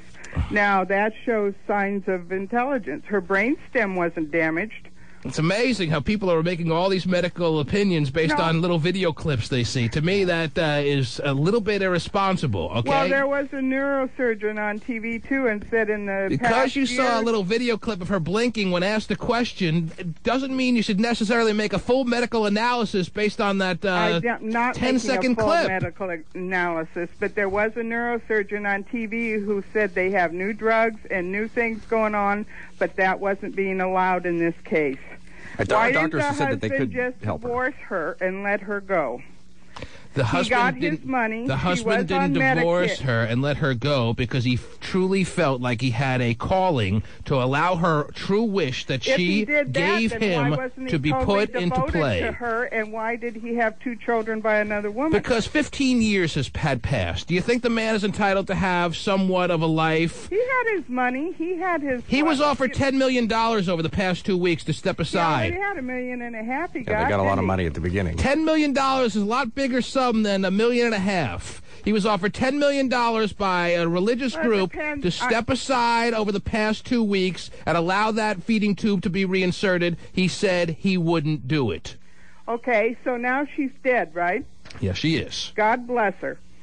But why doesn't he let the parents take their daughter home and just step out? That's the new fight. Now that she's dead, you would think there'd be somebody bit should step out of ease here. There's been no easing of the minds. The fights still continue. Who gets to bury her? Where she gets to be buried? Right. This woman has had the most tragic situation happen to her that I've seen in some time, Terry. Mm-hmm. Well, he couldn't take the $10 million, by the way, in the last 2 weeks because then everything about him, all of the rumors, are true. I don't know. I know a lot of guys that would have said, all right, you know what? You handle it. The check cleared. I'll be in Costa Rica. Mm-hmm. I know a lot of dudes like that. Well, if it's okay, then it proves that everything over the last 15 years that has been said about him is true, then. $10 million. So is that what you... Prove what you want. So you believe that that's one reason, too, he didn't divorce her as well? It wasn't with the intention of him being dedicated husband? It was his intention of, oh, really, I'm not a bad guy, so I'll just stick it out? No. He didn't divorce her because he didn't want the parents to take over custody of the daughter. You can't think for a second that he didn't divorce her because he had hope for a long time as well. That he had hoped that she would recover, that he had hoped that one day they could live the life that they had when he was able to love her the way he was before the accident. You don't think any of that is in play here? I think he had hope for a while. You proclaim to know a lot more than you really should proclaim to know, okay? I am not sitting here proclaiming to know all the intricacies of this situation. What am I proclaiming to know, You just said, basically, that he wouldn't divorce her so they wouldn't, the parents wouldn't get the rights back to her. That's what you just said. You don't know that. Okay. So the news is wrong. Don't proclaim to know that. So the news is wrong. I don't see any definitive statements in the news saying he wouldn't divorce her solely so she wouldn't be able to be then under the custody of the parents. I'll forward you the story.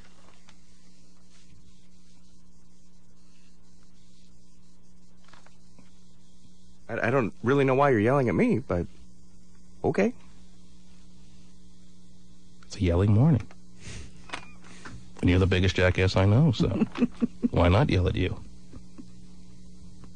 And your guy, Jeb Bush, couldn't pull it through here. And that's got to be a little unsettling. Huh. There goes the dynasty. Huh. Thanks for the call, Stephen. The T-Man.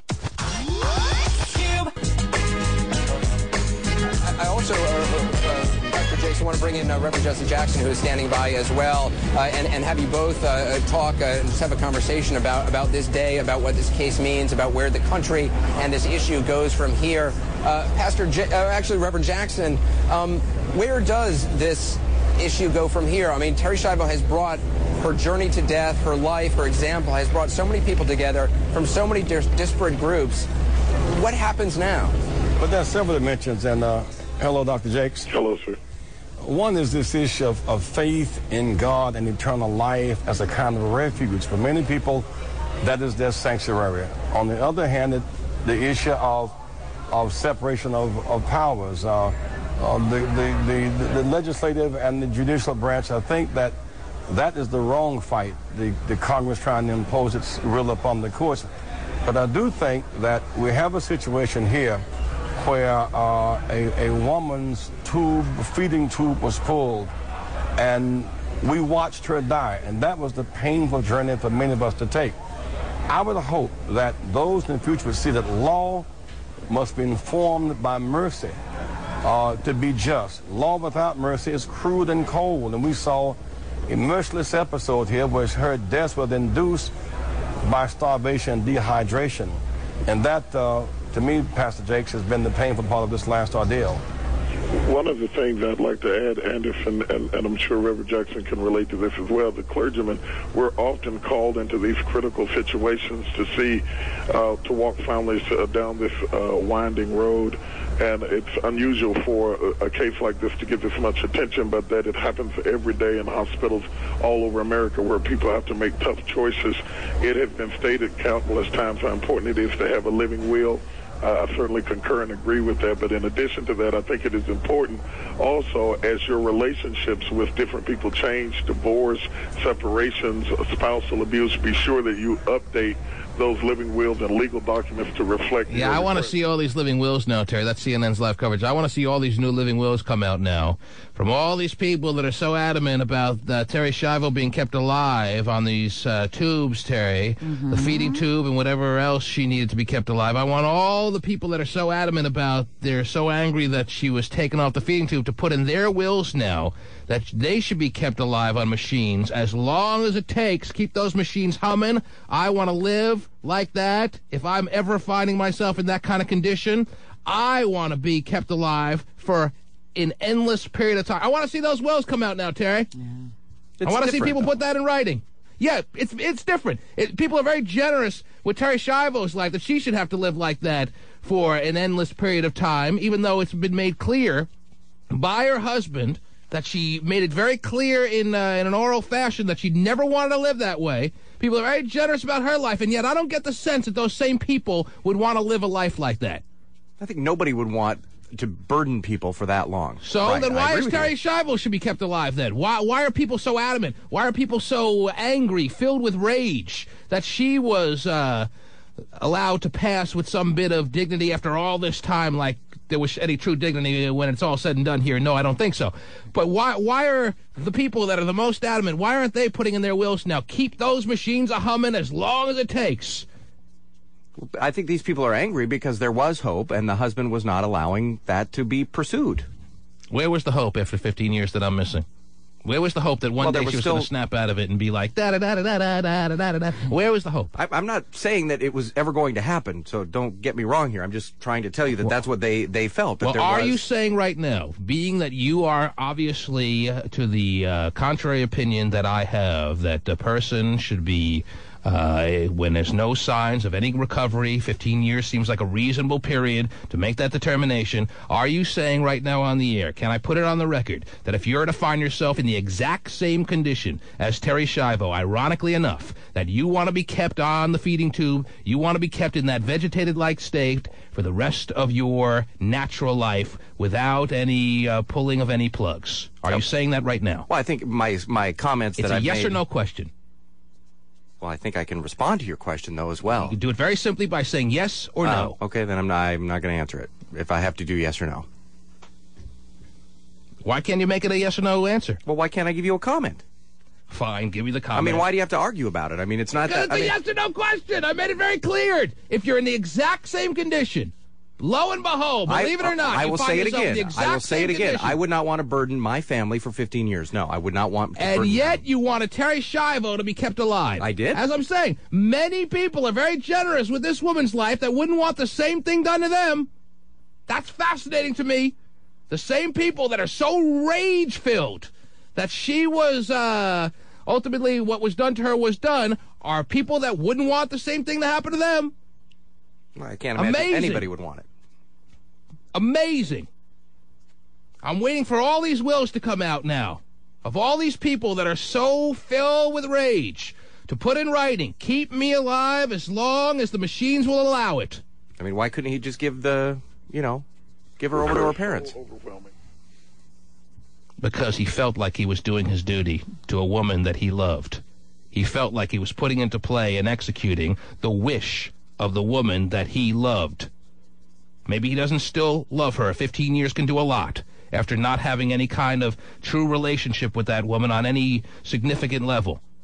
15 years, yes, can change a person in that capacity.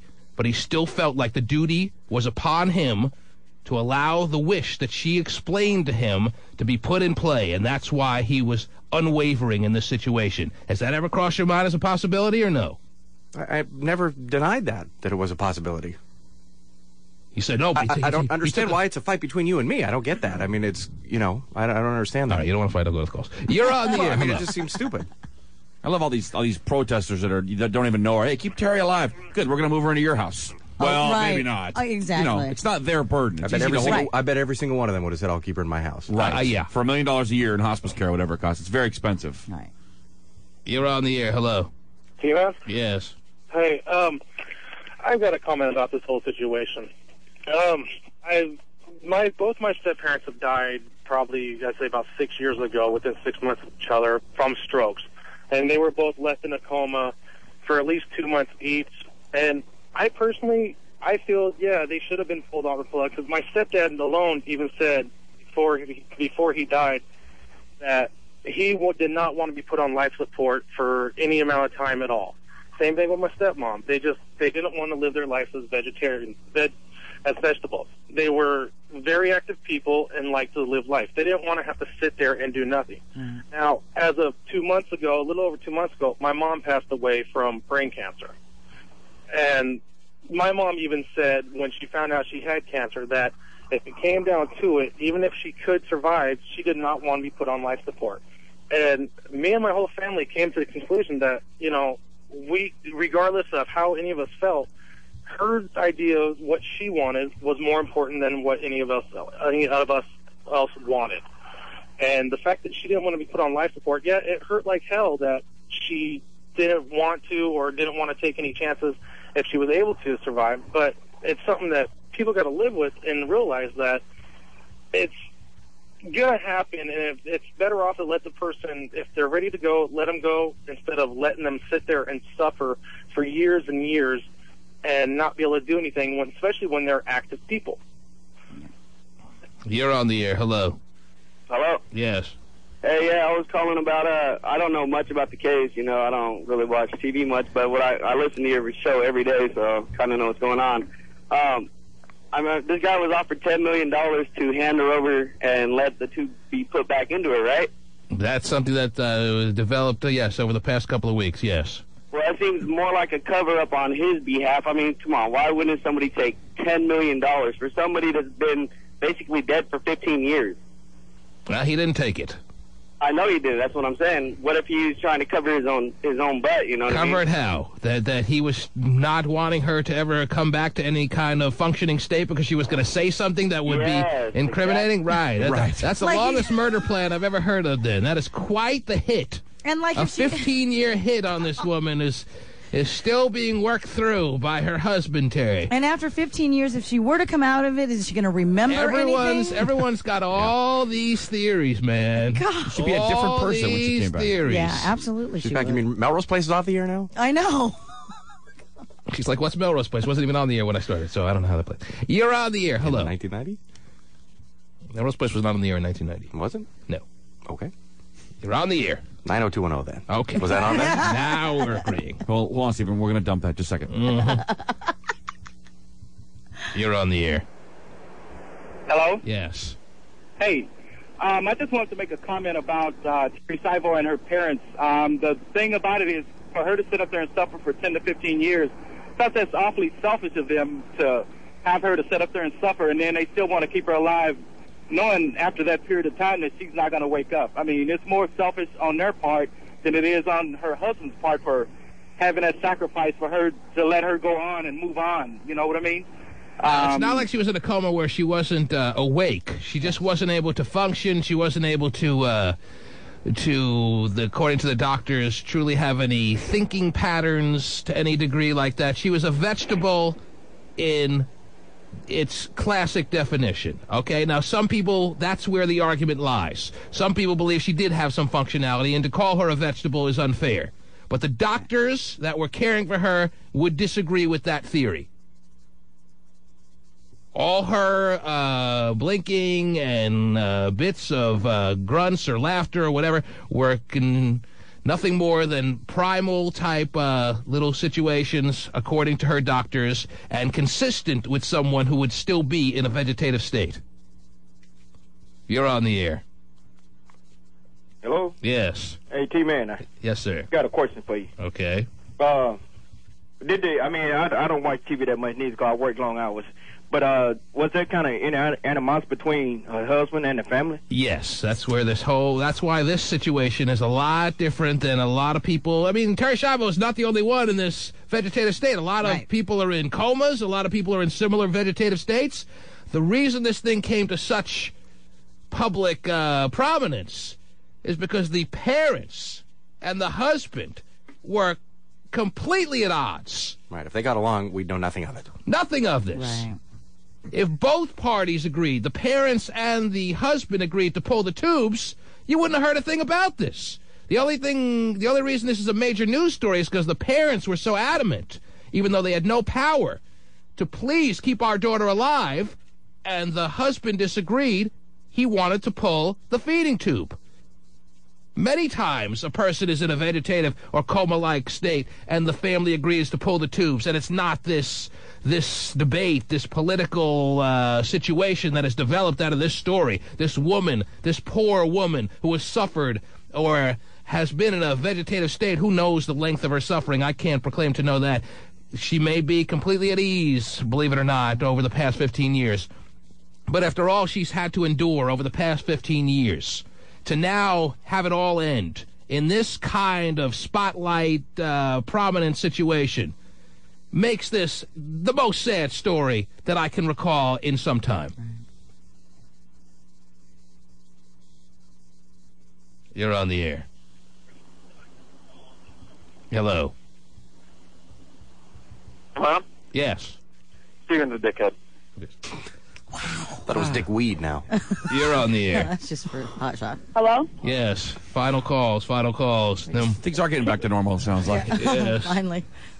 Hello? Just think, a couple of days ago we were in Vegas. Everything. I know. Yes, go ahead. That buzz is playing over. war. Can you guys hear me? Yes, we can hear you. Oh, I wanted to mention that maybe the parents wanted to die before Terry Schiavo. Yes. And maybe it's a ritual for them to go up and see her and... Oh, just nobody. Nobody wants to outlive their offspring. Okay. Unfortunately, that's not life. Life is, unfortunately, sometimes a situation where you don't outlive your children.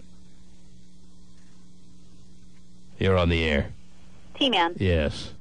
My question is, they said that she had a potassium imbalance that caused the heart attack, which put her in the vegetative state. And if she had a disorder from beforehand, she was suffering psychologically and physically before this 15-year period.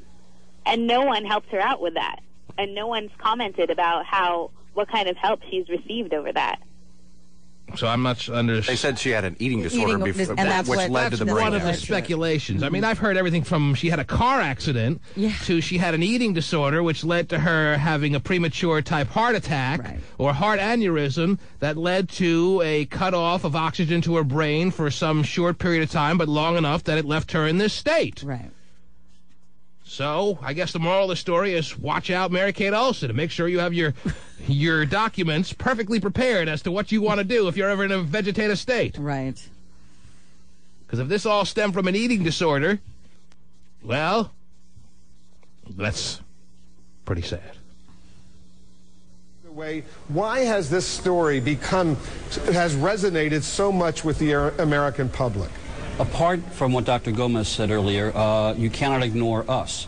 Ever since the birth of mass media, its core power, in my view, is the power to take ordinary individuals in an extraordinary situation and make millions of people feel as if we are intimately connected to them. You can go all the way back to 1925 when a guy named Floyd Collins was trapped in a mine cave-in, I think in Kentucky. It became national news.